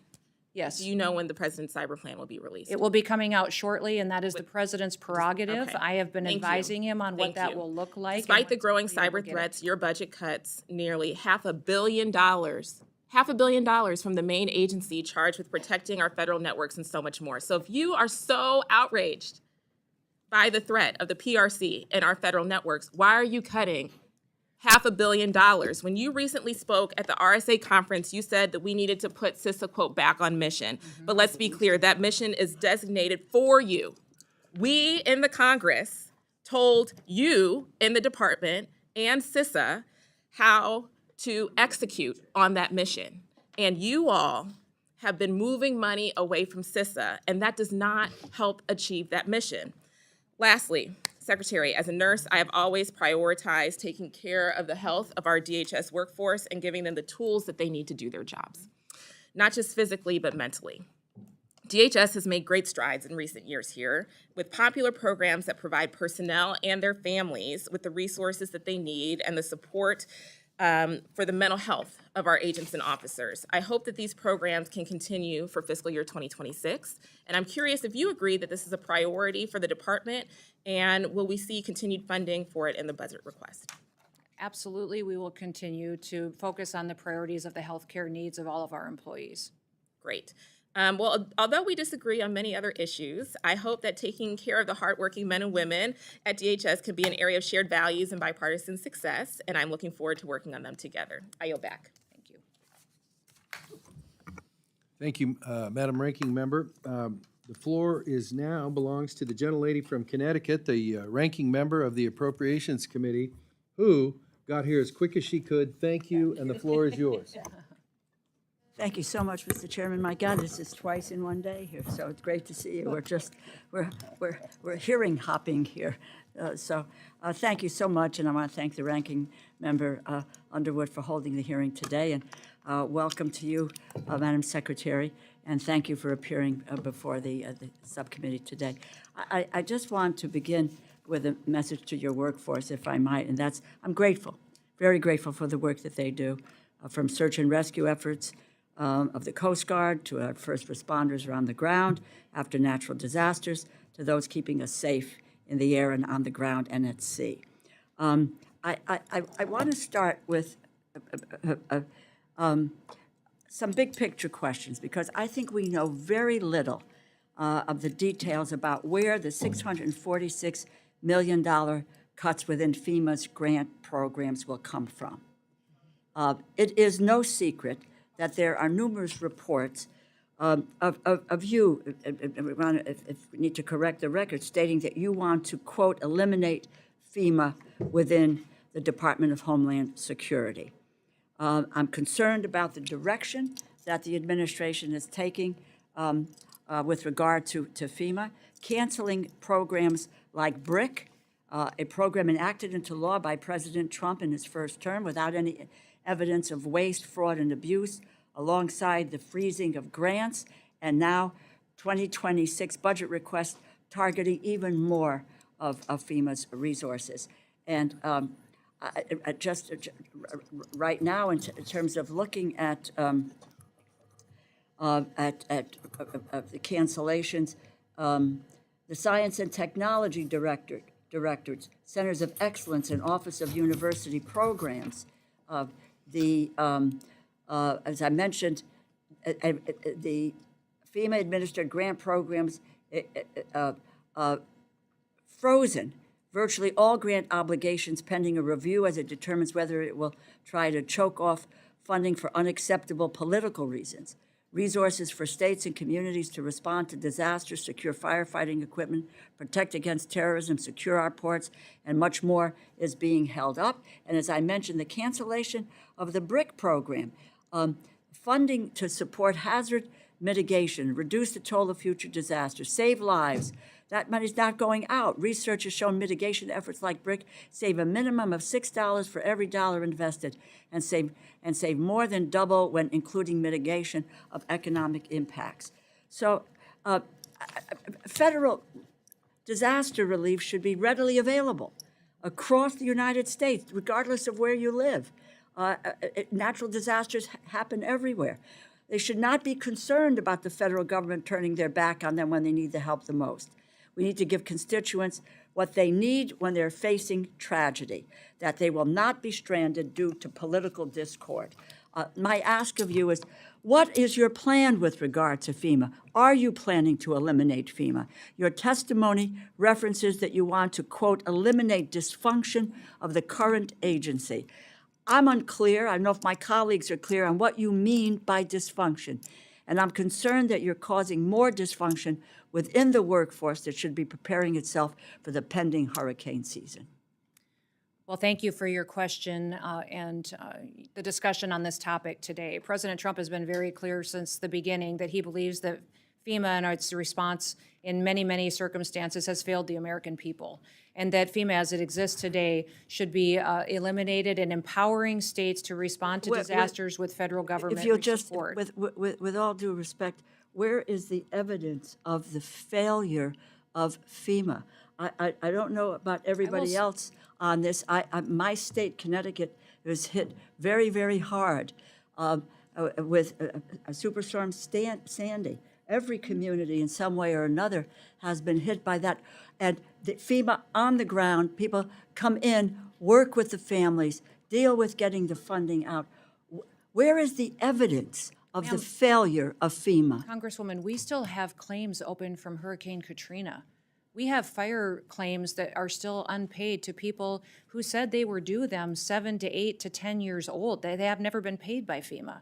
So one of the worst things that the federal government can do is to stand up in front of the American public and say, we will be there, we will walk alongside you in the most horrible time of your life, and then never follow through on it. Well, that's What the not- president has said is he's sick and tired of federal agencies that pick and choose who wins and who loses. He wants to make sure that the federal government's commitment, when it makes a commitment, that it follows through. So he's going to empower states. The federal government and is local- abdicating its commitment to the American people who It find did themselves. certainly under Joe Biden's administration. But now President Trump's going to make Let me sure just say this that to you. The communities are Office ready of for Professional disasters. Responsibility. The Office of Professional, because I knew you were going to go there. As you know, FEMA's Office of Professional Responsibility, under the Biden administration, there was no evidence, no direction or agency or field leadership to discriminate against disaster victims based on political I'll give affiliation, you all which the was a evidence you charge. need. I'll follow up with you. Well, get and you I will those follow back. up. I will follow up, and I follow up with my colleagues, quite frankly, and to really listen to people whose states, communities have been devastated, and what role FEMA has played. I don't know how many millions and millions of dollars went out in Louisiana. Actually, I've asked my staff to calculate that when Katrina hit, and the response was overwhelming. And the response has been overwhelming. If you want to make corrections, that's fine. We all agree with that. Yeah, we can point to thousands and thousands of Well, instances where if you where wouldn't FEMA mind getting was this timely committee, and if you responsive wouldn't to mind people. getting this committee, Unfortunately. the information and the evidence where you talk about the dysfunction of the agency and where it has really failed, that would be important to those of us who are, are appropriating dollars. And it would appear that the administration overall has a way in which they're looking at dismantling the federal government. The states will never have the amount of money because the federal government isn't going to pass that money to the states to be able to deal with what happens. It's when the federal government comes in and be able to give a hand to do that. And I think it's very clear from what you said that both yourself and the president really want to dismantle the federal government and the agencies that have provided service to the American people for decades. I thank the chair for your time and yield back. Thank you, Madam Ranking Member. Mr. Rutherford, the floor is yours for round two. Thank you, Mr. Chairman. Madam Secretary, as a sheriff and first responder in the state of Florida, we've had many hurricanes, and FEMA has come in and assisted. But I can tell you in the state of Florida, we pretty much handle those events through our regional domestic security task forces. One of the problems that we have with FEMA, and we've even talked about it up here, is how do we get FEMA to pay the bills that are due, and instead of cities and states having to pay the interest on all of that money for years. So those are some of the areas where I know the frustration levels are off the chart. And so that's one of the things I'd love to work with the folks across the aisle on is let's address these things because it's not FEMA shows up and everything's okay. It's quite the contrary, actually. So, but I do want to ask about this. In your written statement, you mentioned the designation, the administration's designation of the 6 cartels and 2 transnationals as terrorist organizations. And, these FTOs, foreign terrorist organizations, that designation is critically important. And I know a lot of discussion has been had about CISA, but can you talk just a little bit about, to put some minds at ease, I think, how is it that this designation,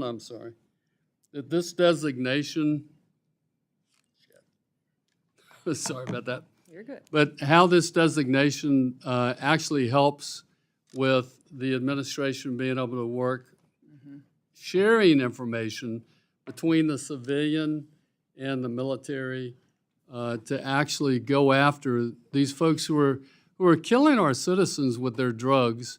I think it was 23. We had over 107,000 Americans die of poisoning coming across the southern border. They're also looking to weaponize drones to be used against our law enforcement officers at the southern border. They're the ones helping to finance all of this, or were financing all this mass migration. That designation, I think, is critically important, and I don't think people appreciate it enough. Can you talk about that? Yeah, certainly, Congressman, and thank you for the question, because it is critically important what President Trump has done by defining exactly who these people are and what these organizations do and what they're trying to do to the United States of America. By designating these gangs and cartel members as foreign terrorist organizations, it allows us in a new way to partner law enforcement activities and consequences in partnership with other cabinet areas within the federal government, including the Department of Defense, all military branches underneath that, as well coordination, sharing of information, and how a whole of government approach to how we conduct enforcement operations. It also gives us an opportunity to access background information, criminal records that we need and that we can share internationally as well. And clearly, when you look at the cartels and their activity, their partnership and their facilitation of other countries and their software, their technology to launder money for the Chinese, the PRC businesses that are out there that are seeking to destroy the United States of America, that partnership that they have built over the years and the sophistication to which they operate, we have to be prepared for.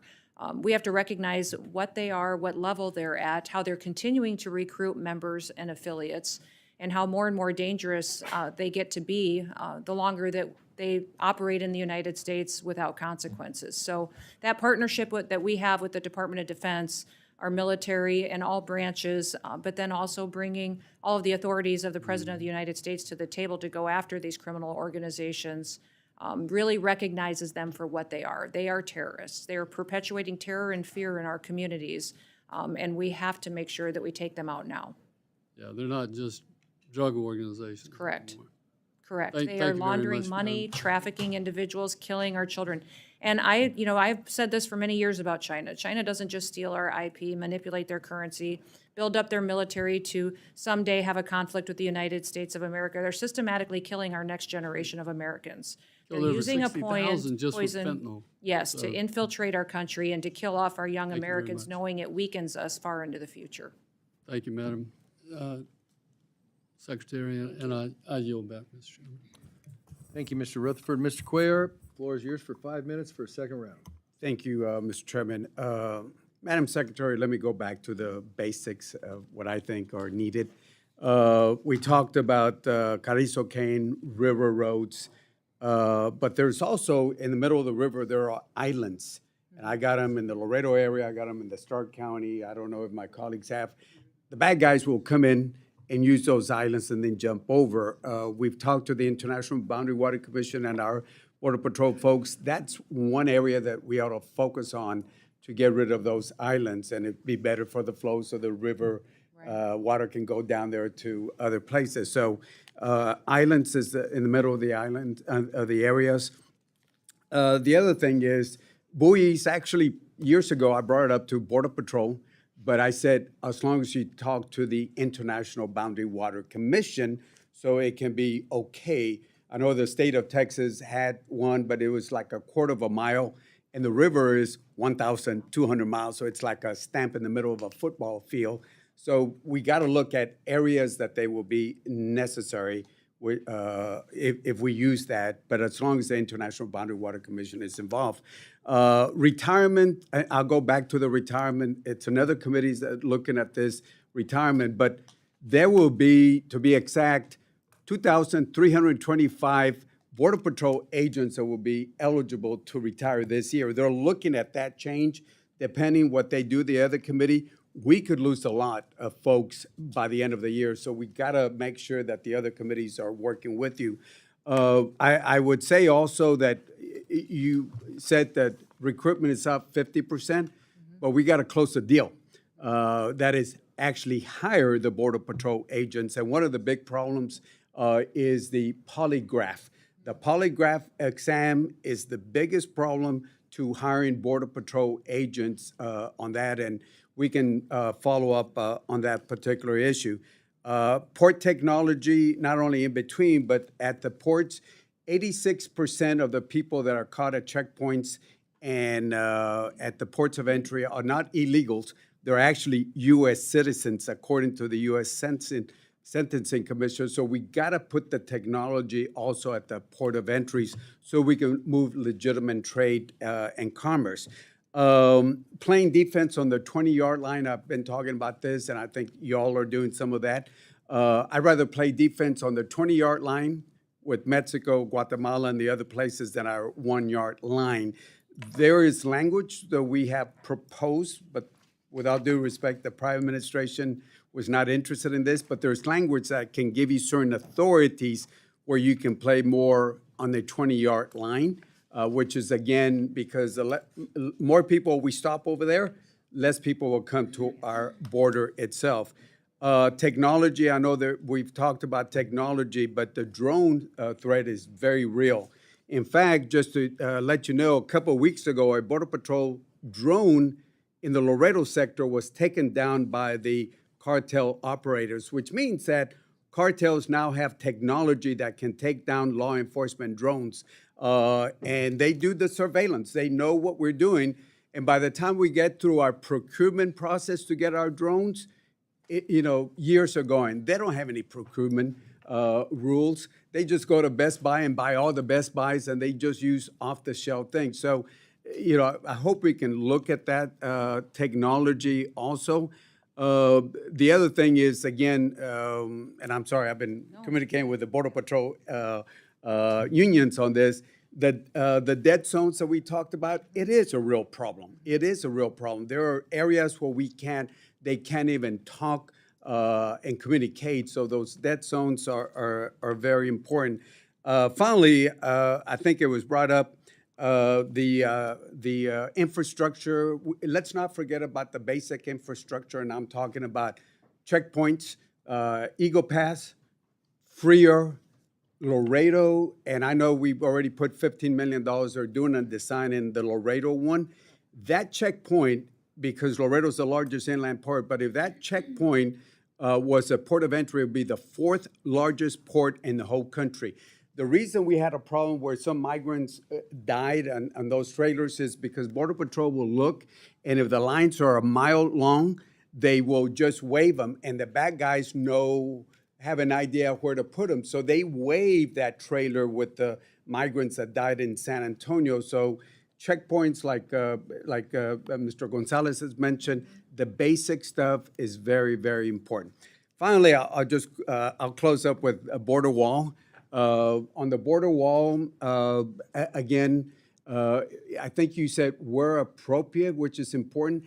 The state of Texas, I've always said, don't condemn, but maybe if you look at the possibility of leasing, the state of Texas put it in the law, don't condemn land, but you go ahead and you ease them. And now there are landowners that preempted the federal government because the state will lease out and not condemn itself on that. So I can go on a border wall for a long time, but keep in mind that the largest, and I'll close with this point, the largest amount of people that got here before this last flow were visa overstays. And by the way, the biggest violator was Canada, not asking for a wall with Canada, but it was visa overstays, especially from Canada. So we just got to look at data-driven solutions and look forward to working with you. Absolutely. Thank you, Congressman. Thank you. Thank you, Mr. Chairman.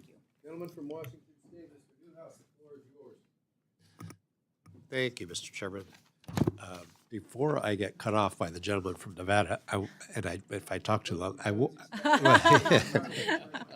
No, I just wanted to extend an invitation to you, Madam Secretary, to come out to my district to visit the Spokane border sector as well as the Orville station, and also inland Washington. But we have a Coast Guard navigation team in Kennewick, so Fantastic. as sharing border states, it would be a good thing for you to see. I just wanted to say one thing.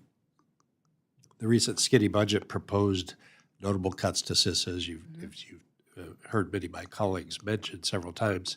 I just wanted to mention that last summer, and in March, I believe, CISA provided some farmers and ranchers in my district a briefing and training on protecting food from farm to table with cybersecurity and protective emphasis workshop. And I just wanted to encourage you to look at that. I think it was very well received, and I think it would be a good thing for a program to continue using.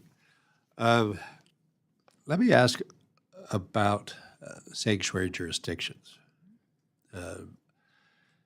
I believe state and local partnerships truly are important for the agents and the officers at DHS to execute their mission. How have sanctuary jurisdictions or state or municipal governments hindered the agency's mission to protect the homeland? Well, I would say every day it is thwarting our efforts to be able to go out and help make our communities safe and secure. There have been times where we've gone out and targeted bad actors and criminals in communities that are guilty of rape, murder, violence, domestic abuse, drug trafficking, human trafficking. And when we've gone in to do those operations, we have not had the backup of local law enforcement. We've not able to have leaders that have walked alongside of us in support of securing their communities and been there for ICE agents that are out there putting their lives on the line to help secure and get these bad criminals off their streets. And those individuals are protecting them with their decisions, their political rhetoric. They're also filing lawsuits against us and the authorities that we're exercising to try to jam us up in court rather than giving us the opportunity to go out there and really follow through on what our commitment has been to this country. So the sanctuary jurisdictions have been fighting this administration in trying to do what the American people asked President Trump to do in November, and that was to make their communities safe again. I will tell you that when I've been out on the front lines with many of these agents, when they've been doing operations in the early morning sweeping up criminals, they are doing the hard work, and many times in partnership with local law enforcement in cities. So we appreciate that partnership and where we can get it. In sanctuary cities, it becomes much more of an operation that has to have more people. We have to commit more ICE agents, more federal officers there because the local community has not, and the leadership there has not been supportive. And then also, I would say it makes it more dangerous. We have seen violence against our ICE officers go up over 300%.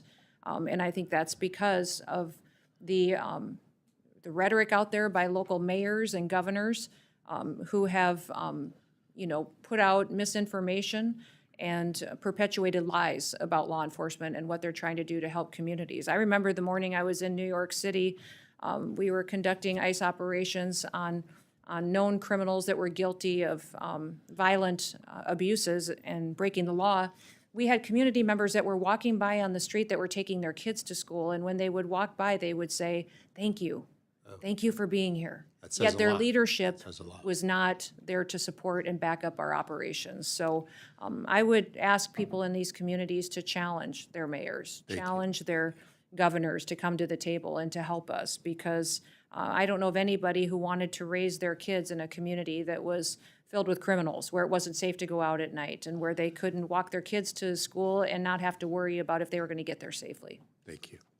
I'm going to switch topics really quick in the short amount of time we have left. Tariffs. Yes. We both come from agricultural states. I fully recognize the importance of tariffs to help level the playing field and provide a fair opportunity for our producers to compete on world market. But I also remember in 2018 retaliatory tariffs on agricultural products, which felt the brunt of those efforts. Could you talk just a little bit, if I could, without putting you, it's not a gotcha question, but I just wanted to express the concern that agriculture doesn't need any more challenges right now. Could you talk a little bit about some of the conversations maybe that you're having at the executive level about retaliation? Yeah, thank you for that. I've worked on food policy for 30 years. So I not only am a farmer and a rancher, but I immediately started working on state and federal programs, and I recognize that our food policy in this country is a national security issue. And keeping farmers out on the land, producing our food, is imperative to making sure that we can feed ourselves. And another country doesn't control us by controlling our food supply. So President Trump recognizes this, and we've spoken for hours about the importance of having farmers here in this country growing our food and having many farmers, not allowing just one or two big companies or conglomerates control that supply, because it makes food affordable and available to every single American. The President Trump, if you remember back during that period of time, was there for farmers. He helped them with assistance when those retaliatory tariffs came into place. And he recognizes that this negotiation that we're having now with these countries has to happen to level the playing field. We've been treated unfairly in trade agreements for many, many years. When I was in Congress, I served on the Ways and Means Committee, which many people refer to as the committee that has the most ways it can be mean, because it has taxes and trade and tariffs and all the different jurisdictions as far as what can happen. But I would say specifically, working on trade agreements while I was there, I recognized how we could come to a trade agreement and facilitate that. But then we also would, as soon as our shipments of soybeans hit the shores of China, they would reject it for different sanctions or regulations such as sanitary or phytosanitary reasons, and would manipulate how they interpreted those agreements and didn't adhere to them anyways. So President Trump is all in to make sure that we rectify the wrongs of the past and make sure that we're treated fairly and get our jobs back home here in America. So far, CBP has collected over $32 billion worth of tariffs since April 2nd has gone into place. And they've adjusted and done that, and these countries are feeling the pain enough that they're coming to the table and having negotiations with this administration to make sure that we're treated fairly and our farmers and ranchers are treated fairly in the future. Appreciate that, Mr. Chairman. I will yield back. You don't have any time to yield back. I know, Thank you. sorry. The gentlelady from Hawaii, the floor is yours for 5 minutes. Texas. Texas. Well, you know, it went so long. Not you even might wanna close, double-check that. Chairman. There might be an ocean coming there from a different direction. The floor might is yours for 5 minutes for follow-up questions, as long as they're not like Mr. Newhouse's. Thank you very much. Thank you so much, Mr. Chairman. Madam Secretary, I have a question related to something more close to home for me in the community in El Paso with DHS employees. For decades, CBP employees who work at our land ports of entry have been contractually allowed by CBP to have an off-site location for their union. And this off-site location is completely funded by union dues, not by taxpayer money. And again, this was something agreed to in their contract. I was shocked and alarmed to learn that they were told by DHS they could no longer be off-site, and they were forced to come into a DHS facility in El Paso. It's a conference room, media training room. So that part of their contract, that longstanding agreement, was violated in my eyes. Are you aware of this at all? I have heard about it, but I don't know the details of that agreement, so I can follow up with you and get that back to you. And if you would lay out the concerns for being co-located, I think that would be fantastic for me to know. We will. We'll make sure to communicate with your team. Would love to work with you on this. The same has not been true for the Border Patrol Union.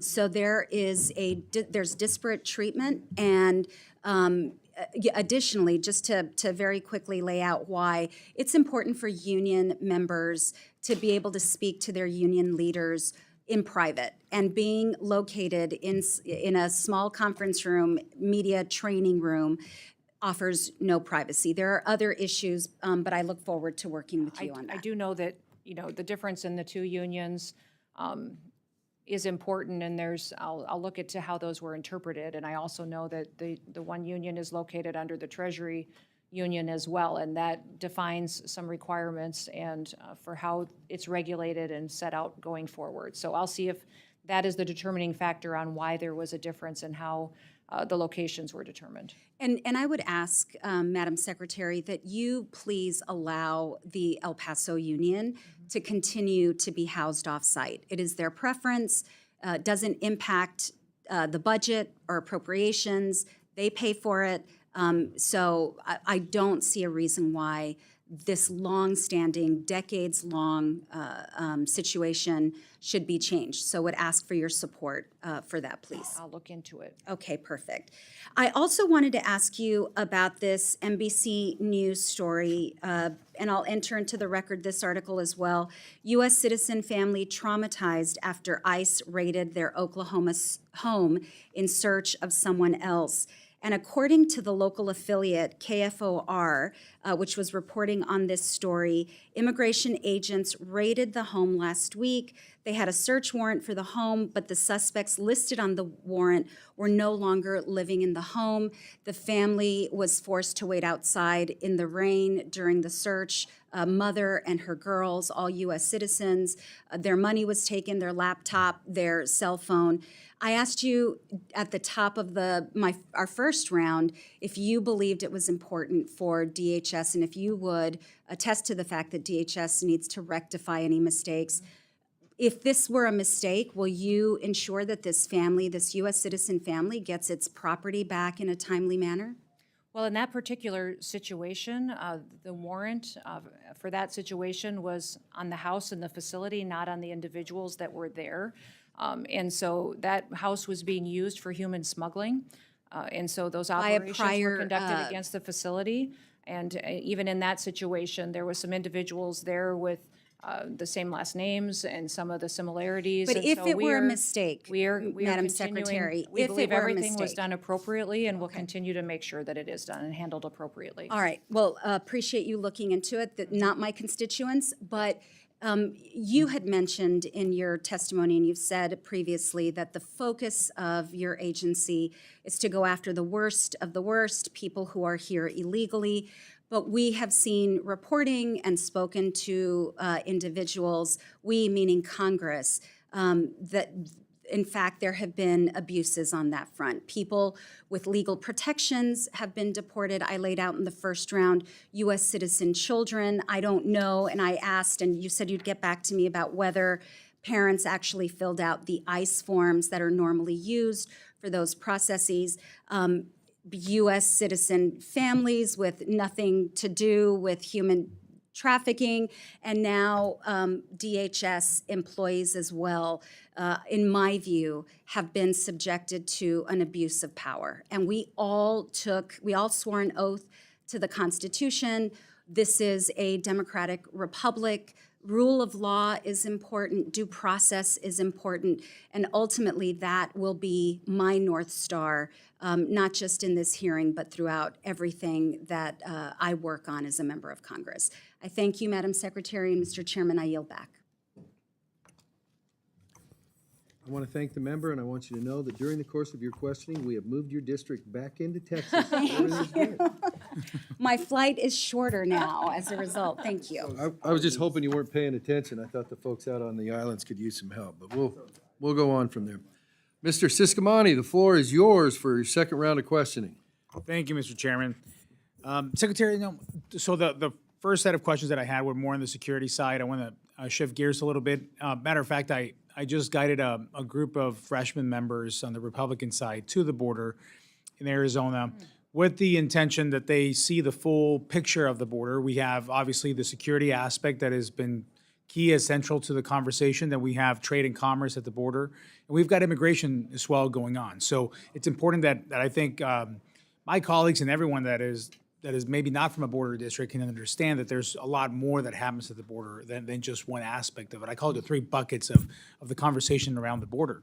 So with that in mind, that as an immigrant myself, I know how complex the immigration system is.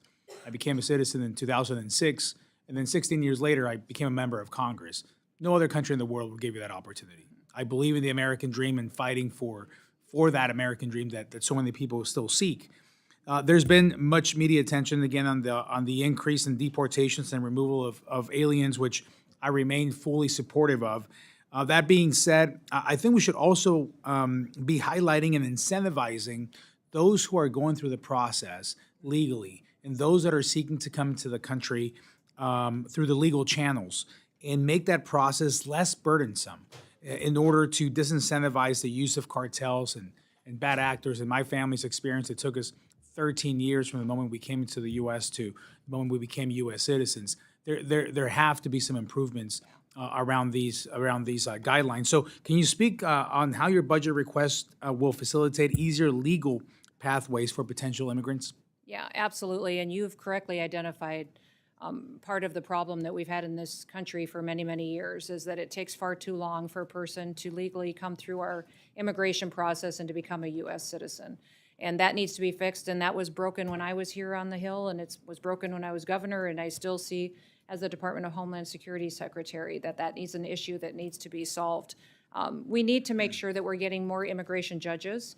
I've been having conversations with our Attorney General, Pam Bondi, and with the Department of Justice on what we can do to get more judges to the table so that we can process not just backlogged claims, but illegal applications to come to this country as well, and then more immigration courts. So when you look at not just the fiscal year 26 request, but also reconciliation dollars, it is to address the needs that we have to address the invasion, secure the border, to make sure that our ICE officers have enough backup, help, equipment, and tools going forward to make sure that we're addressing what has happened here criminally and illegally, but also addressing within our other agencies what we can do to make sure that we're processing those legal applications and getting that taken care of.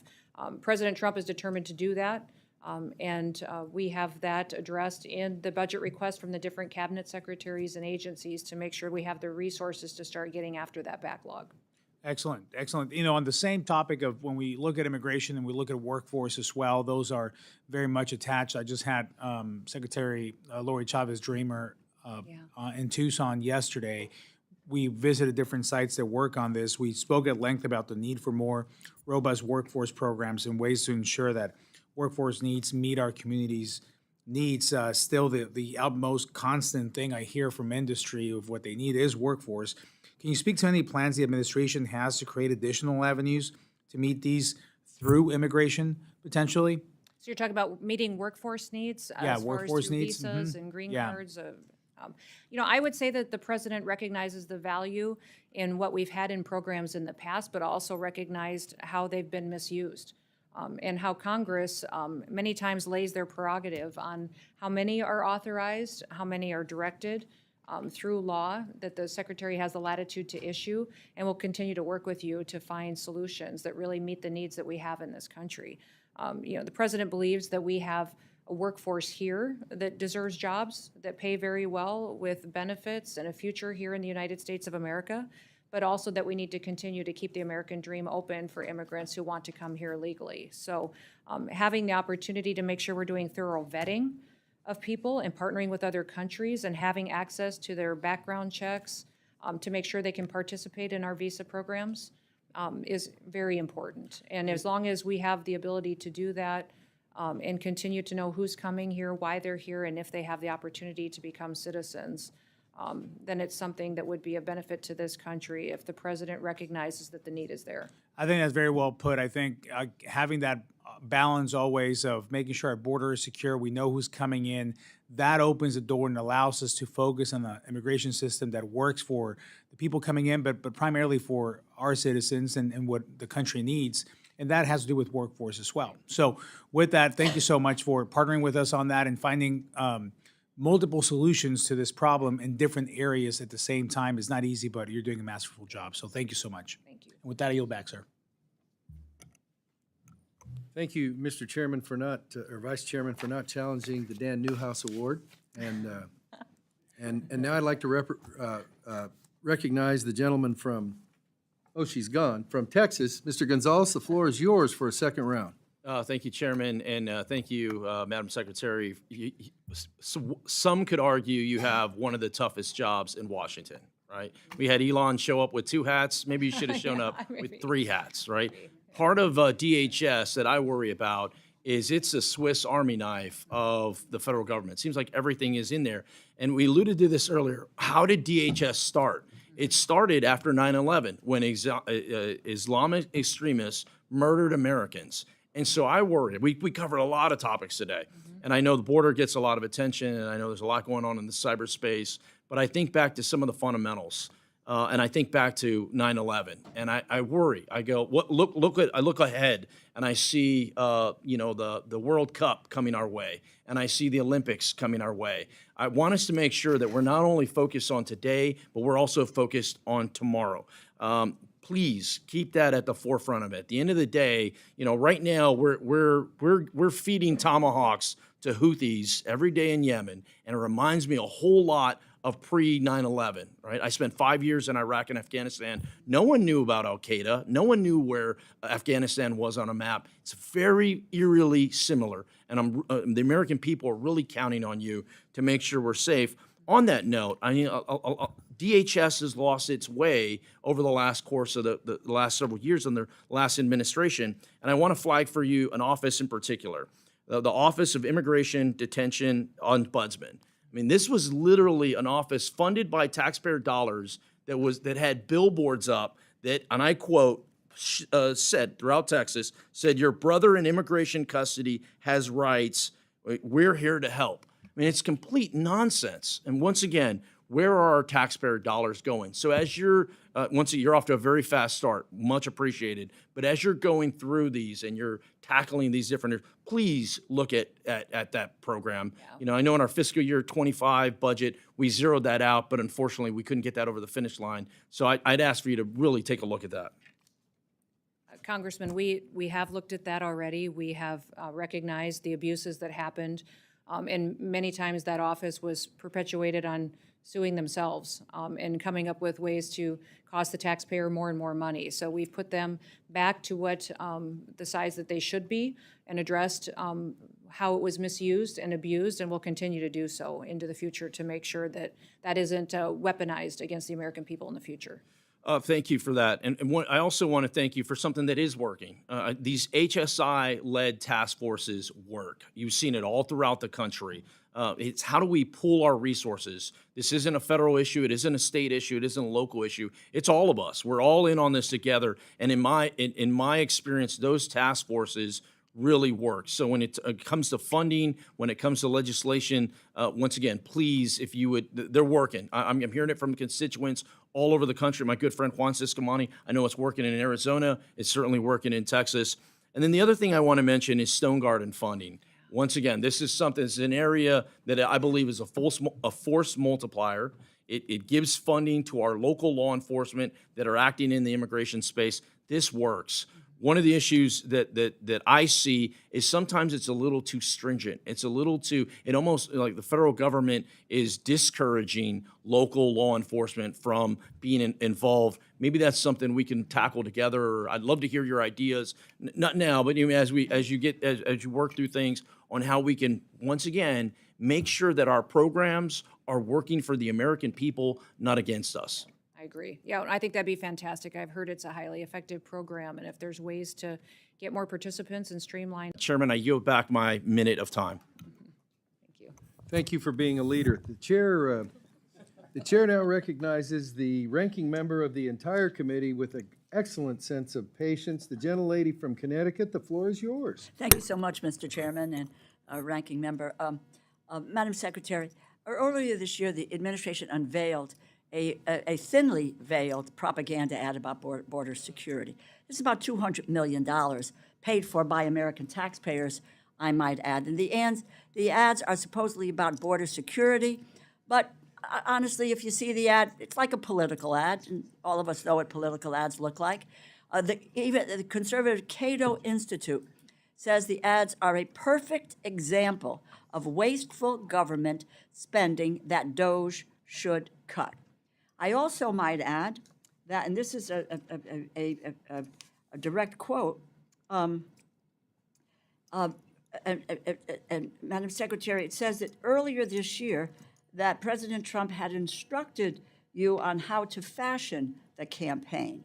He said, and again I quote, "I want you in the ads. I want your face in the ads."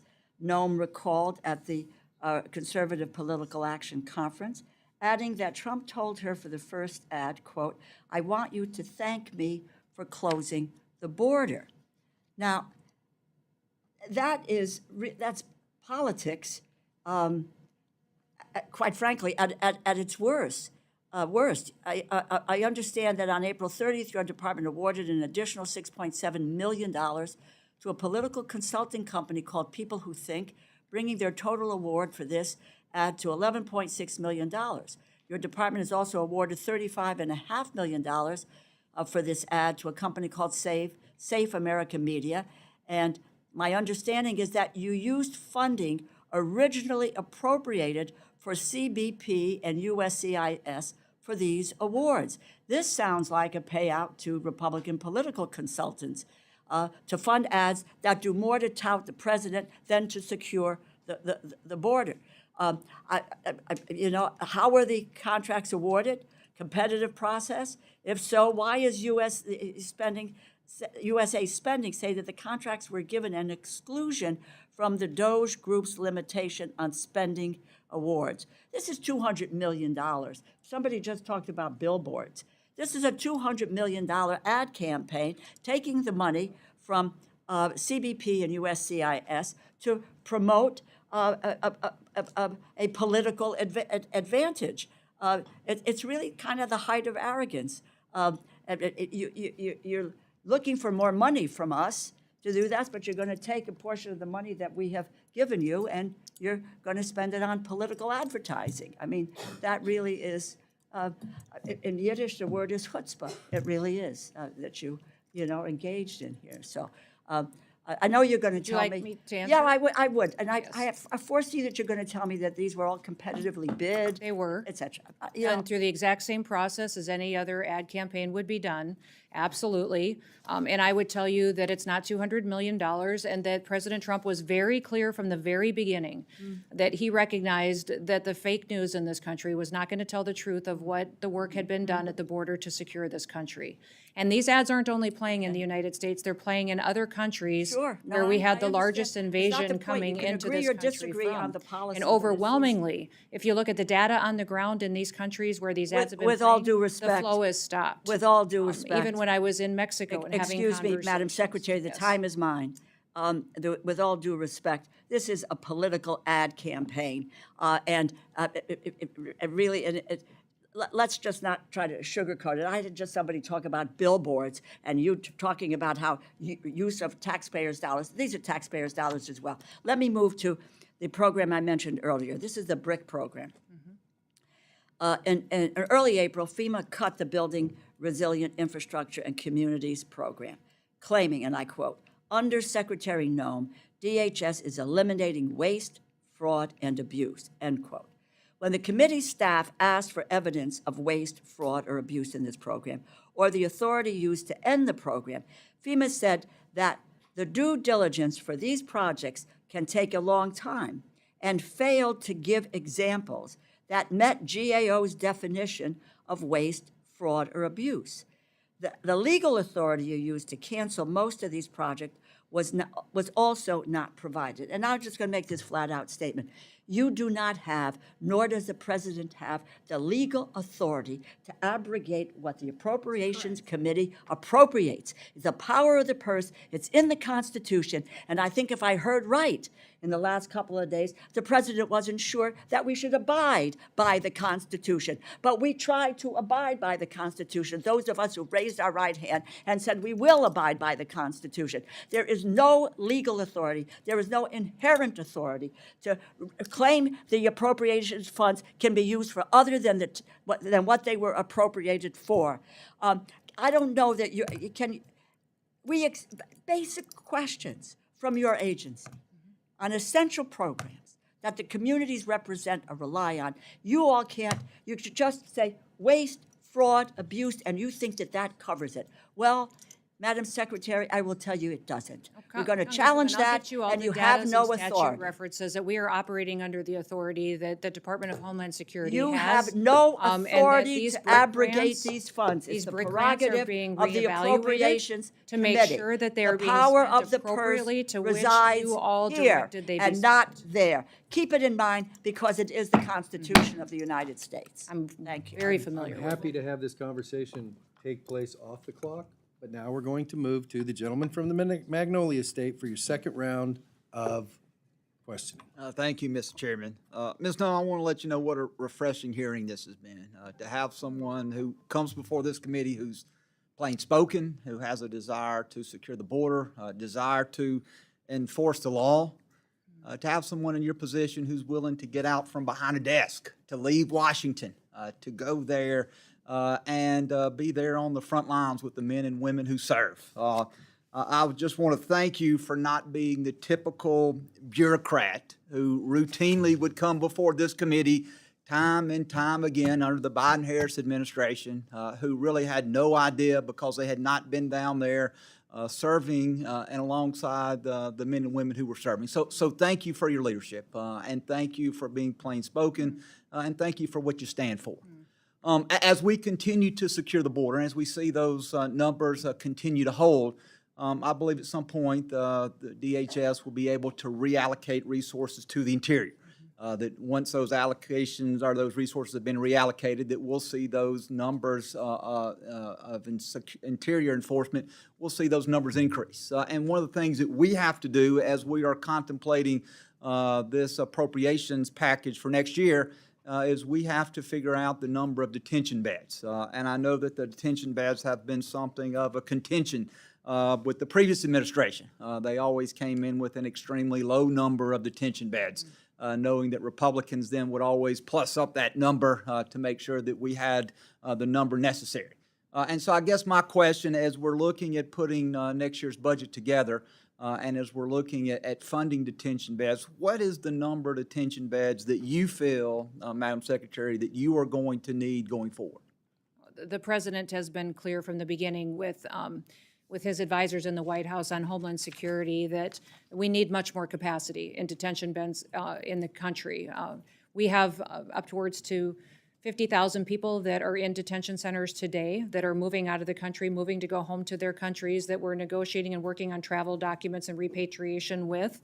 But we have the ability to go out and act quicker in this country, but need the space in which to hold them until those processes can take place. So we need upwards to an additional 50,000 beds, 60,000 beds in order to make sure that we have the ability to not slow down enforcement operations and bring bad actors and criminals and those with final removable orders into our authority so that we can move them out faster. So, the Madam whole. Secretary, if I'm not trying to cut you off, but a lack of detention beds could be a real deterrent to your men and women being able to perform the mission that they need to do. Absolutely. And so if Congress wants to get serious about protecting the American people, then we're going to have to fund not only the manpower that you need, but we're going to have to fund the detention beds so those individuals can be detained, they can be brought before a judge, and then they can be ordered to be removed. Is that correct? That is correct. And I would also just clarify and make a point that the request from reconciliation, $175 billion, is for this term of this president for the 4 years. And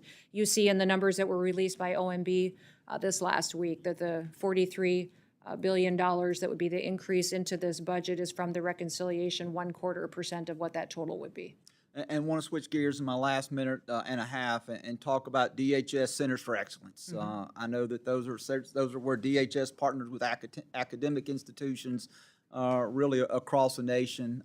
Some of those institutions include Texas A&M, my alma mater, Mississippi State University, the University of Nebraska, Arizona State. And I know as DHS is seeking to kind of realign mission areas, I've seen that there's consideration of either reducing funding or in some cases cutting the Centers for Excellence. I want you to know that while I am want to make sure that I'm a great steward of taxpayer money, particularly at the center at Mississippi State. I've been there firsthand. I've seen the great work that they've done on unmanned aerial systems. I believe that they are an incredible return on our investment. But I would like to just ask you very quickly, as if you could share a little bit about how the department plans to invest in these critical research functions that I think are important to the mission of DHS. Yes, and that's the evaluation that's happening. And 2 of those have already been reevaluated in Nebraska and Alaska, and we will continue to do that with the rest of the allocations that go to centers of excellence throughout the country. But we have to look at how these dollars are being spent to align with a mission that is the Department of Homeland Security. cybersecurity, terrorism defense, building out and hardening our systems to protect our national security. So that's what's undergoing now in your state, and we will continue to evaluate that and stay in communication with you. Thank you, Madam Secretary, and I yield back. You know, for a guy from the Magnolia State, you had a hard time getting into schools in Mississippi, I guess, huh? You named every school in the nation except Mississippi State or something like that, but that's not the purpose of this hearing. The gentlelady from Iowa is recognized for your second round of questions. Thank you, Mr. Chairman. Thank you again for your patience, Madam Secretary. And we know, obviously, states like mine, Iowa and South Dakota, are not necessarily border states, but certainly every state did become a border state under the previous administration with that chaos we saw. And the consequences of that porous border really reach far beyond the Rio Grande River there, the deadly fentanyl coming into our communities, the adversaries taking advantage and exploiting our immigration system. And so that's what I kind of want to touch on is the adversaries and what they were able to do, specifically China.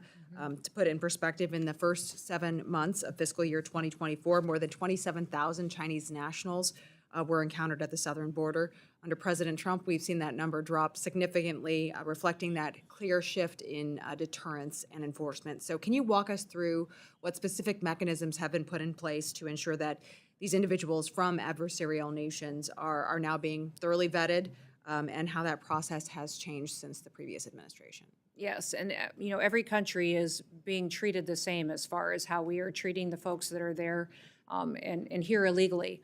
People that came into this country from China and from other countries are all being vetted and their background checks being gone through. And I would say some of the reasons that we've had to reevaluate some of the programs that were abused under the Biden administration is because countries weren't participating with us. They weren't sharing their information. One of the things I've challenged Canada with in a lot of the discussions that we've had over recent months was they weren't taking their own citizens back home that were here in this country illegally, and they weren't sharing all of the criminal background checks of individuals who were in our country illegally. They weren't telling us who they were or what they had done, if they had human smuggling in their background or crimes. And so that was some of the access that we were asking them for. We were grateful that they addressed, for instance, designating a fentanyl czar and doing, but that information sharing is critically important. And we do not have that kind of partnership with China. We didn't just see Chinese nationals infiltrate our country over the southern border. They're coming over the northern border as well. And we see needs on the Great Lakes region and people coming in. It's easy to access Canada, and once they do, then they drop down into our vulnerable areas. So we have continued to maintain resources and strengthen them at the northern border as well. But we work closely with Interpol that has an agreement with many different countries to do vetting and background checks and criminal background information sharing on folks across the world. But many of the times when the State Department is negotiating on repatriation and travel documents, they're having discussions on what we can do to share information. When I made trips to El Salvador, to Colombia, and to Mexico, those trips were made so that I could get those governments to share more information with us. In fact, one of the things that we did while we were there is sign new agreements with those countries to share more data and information, to have them give us biometric information that they collected, to give us more thorough travel documents of individuals that were of concern here and had been breaking our laws. And so having those discussions gives us more information to make sure that this country is safer into the future. Do you feel like those conversations have helped to inform broader national security efforts? Absolutely. Cross-departmentally, and you know, when we think about the real risk here, it's these international transnational criminal gangs, the cartels, state-sponsored networks. You know, obviously we talk about the Chinese nationals, and the reason the PRC is not cooperating and the CCP is not cooperating is because they are intent on infiltrating our country. That so is correct. do you feel like all those relationships are really helping us to strengthen the intel that we are able to gather? Absolutely. We've seen many, many times where information that we got on somebody who was here that may have been on our terrorist watch list, suspected terrorist watch list, or someone who is a very dangerous part of a foreign terrorist organization, that information may have been shared with us from another country because of those security agreements that we have in place. And when countries do not adhere to sharing that type of information, they don't get the privileges necessary that have been granted to them in the past. And we've seen that with visa overstays, we've seen that with lack of information sharing, that perhaps they don't get to continue in programs that are under the purview of the Department of Homeland Security because they haven't been willing partners to help us secure our country. Certainly, accountability is back, Yeah. and appreciate that. So thank you so much, Madam Secretary. Thank you. I yield back. Thank you. Madam Secretary, you've been kind of a marathon runner. It's 12:30, and I have endured all these questions along with you. Good. And so now I'm not going to be a hypocrite and ask a bunch, but I am going to highlight a couple things since you have a bunch of your staff here. Because we're kind of at the going forward place. And so information, as you've just alluded to in terms of international stuff, is important here as well. Several people have talked about the BRIC program in FEMA. And what I think is missing in the evaluation is, your initial reaction is, okay, so a bunch of stuff got canceled. And so it's like, okay, why? And it's like, listen, if there was an analysis done and it was like, hey, this flunked it, it was whatever, the answer that we don't want is, well, and I'm not saying you guys did it, but it's like, hey, we ran an algorithm or OMB did something or whatever and it got canceled. So it's like, well, then tell us who at OMB so we can go to them and say, we'd like to know why you did that, which I think is a legitimate thing. So what I think I'm going to do is, instead of saying, the hard question, and well, you'd commit to do a case-by-case review, it's like you guys got other stuff to do than a case-by-case. What I'm thinking about doing, and the committee members that are still here, thank you for, is to say, listen, each member, you got 3 things you want an answer, a specific answer for, give them to us to transmit on, and they'll do that analysis. Great. So that's my thought on that. I'm not a CISA guy, you know that. I mean, I can barely use one of these, God knows who's listening right now. But anyhow, having said that, when I see, and I get elections and redirection and all that other sort of stuff. But when I see, here we go, and we've got Chairman Green and other folks going, my God, China's kicking our butt and blah, blah, blah. And it's like, well, we did this many through. Not that you did, but anyhow, this many retired, this many got this many got that. And then I look at the skinny budgets, like, by the way, we're taking more. And I think somebody got into it.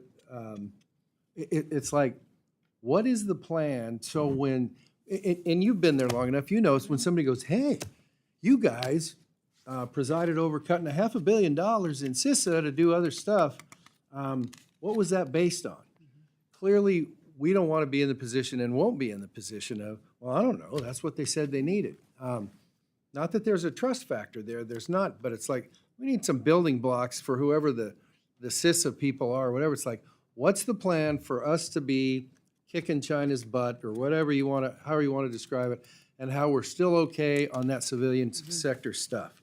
And by the way, that's stuff we need because when it comes to markup for this committee to transmit it on to the bigger committee, I mean, we need solid ground for that sort of stuff. TSA, same thing. I'll tell you what I've heard so far is that the state of the equipment that they're using, whether they're screening your purse or your checked baggage or whatever, I'm familiar with one situation where it's like, hey, the equipment's 15 years old. Nobody services it in that neighborhood. They got to have somebody come over the hill from California. And by the way, that takes a while. And in the meantime, they're not screening the bags before they go on the plane, or it takes forever. So we're going to be focusing on what are you doing to upgrade, just the same as you are on the board. Like, what are you doing to upgrade that technology? And the last thing I've got before we get to thank you, Jesus, closing statement.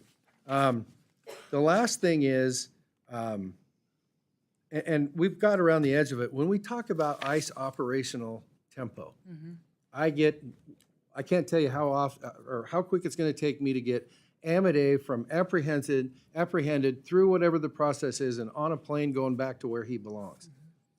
But we need some structure for, hey, we're just blowing and going and we'll just let you know. It's like, I would think that there would be an idea to say, listen, this may change, but right now, from what we know for running the outfit for 4 months, this is kind of our average from stack 'em and rack 'em and 3 hots in a cot to we're going to the airport.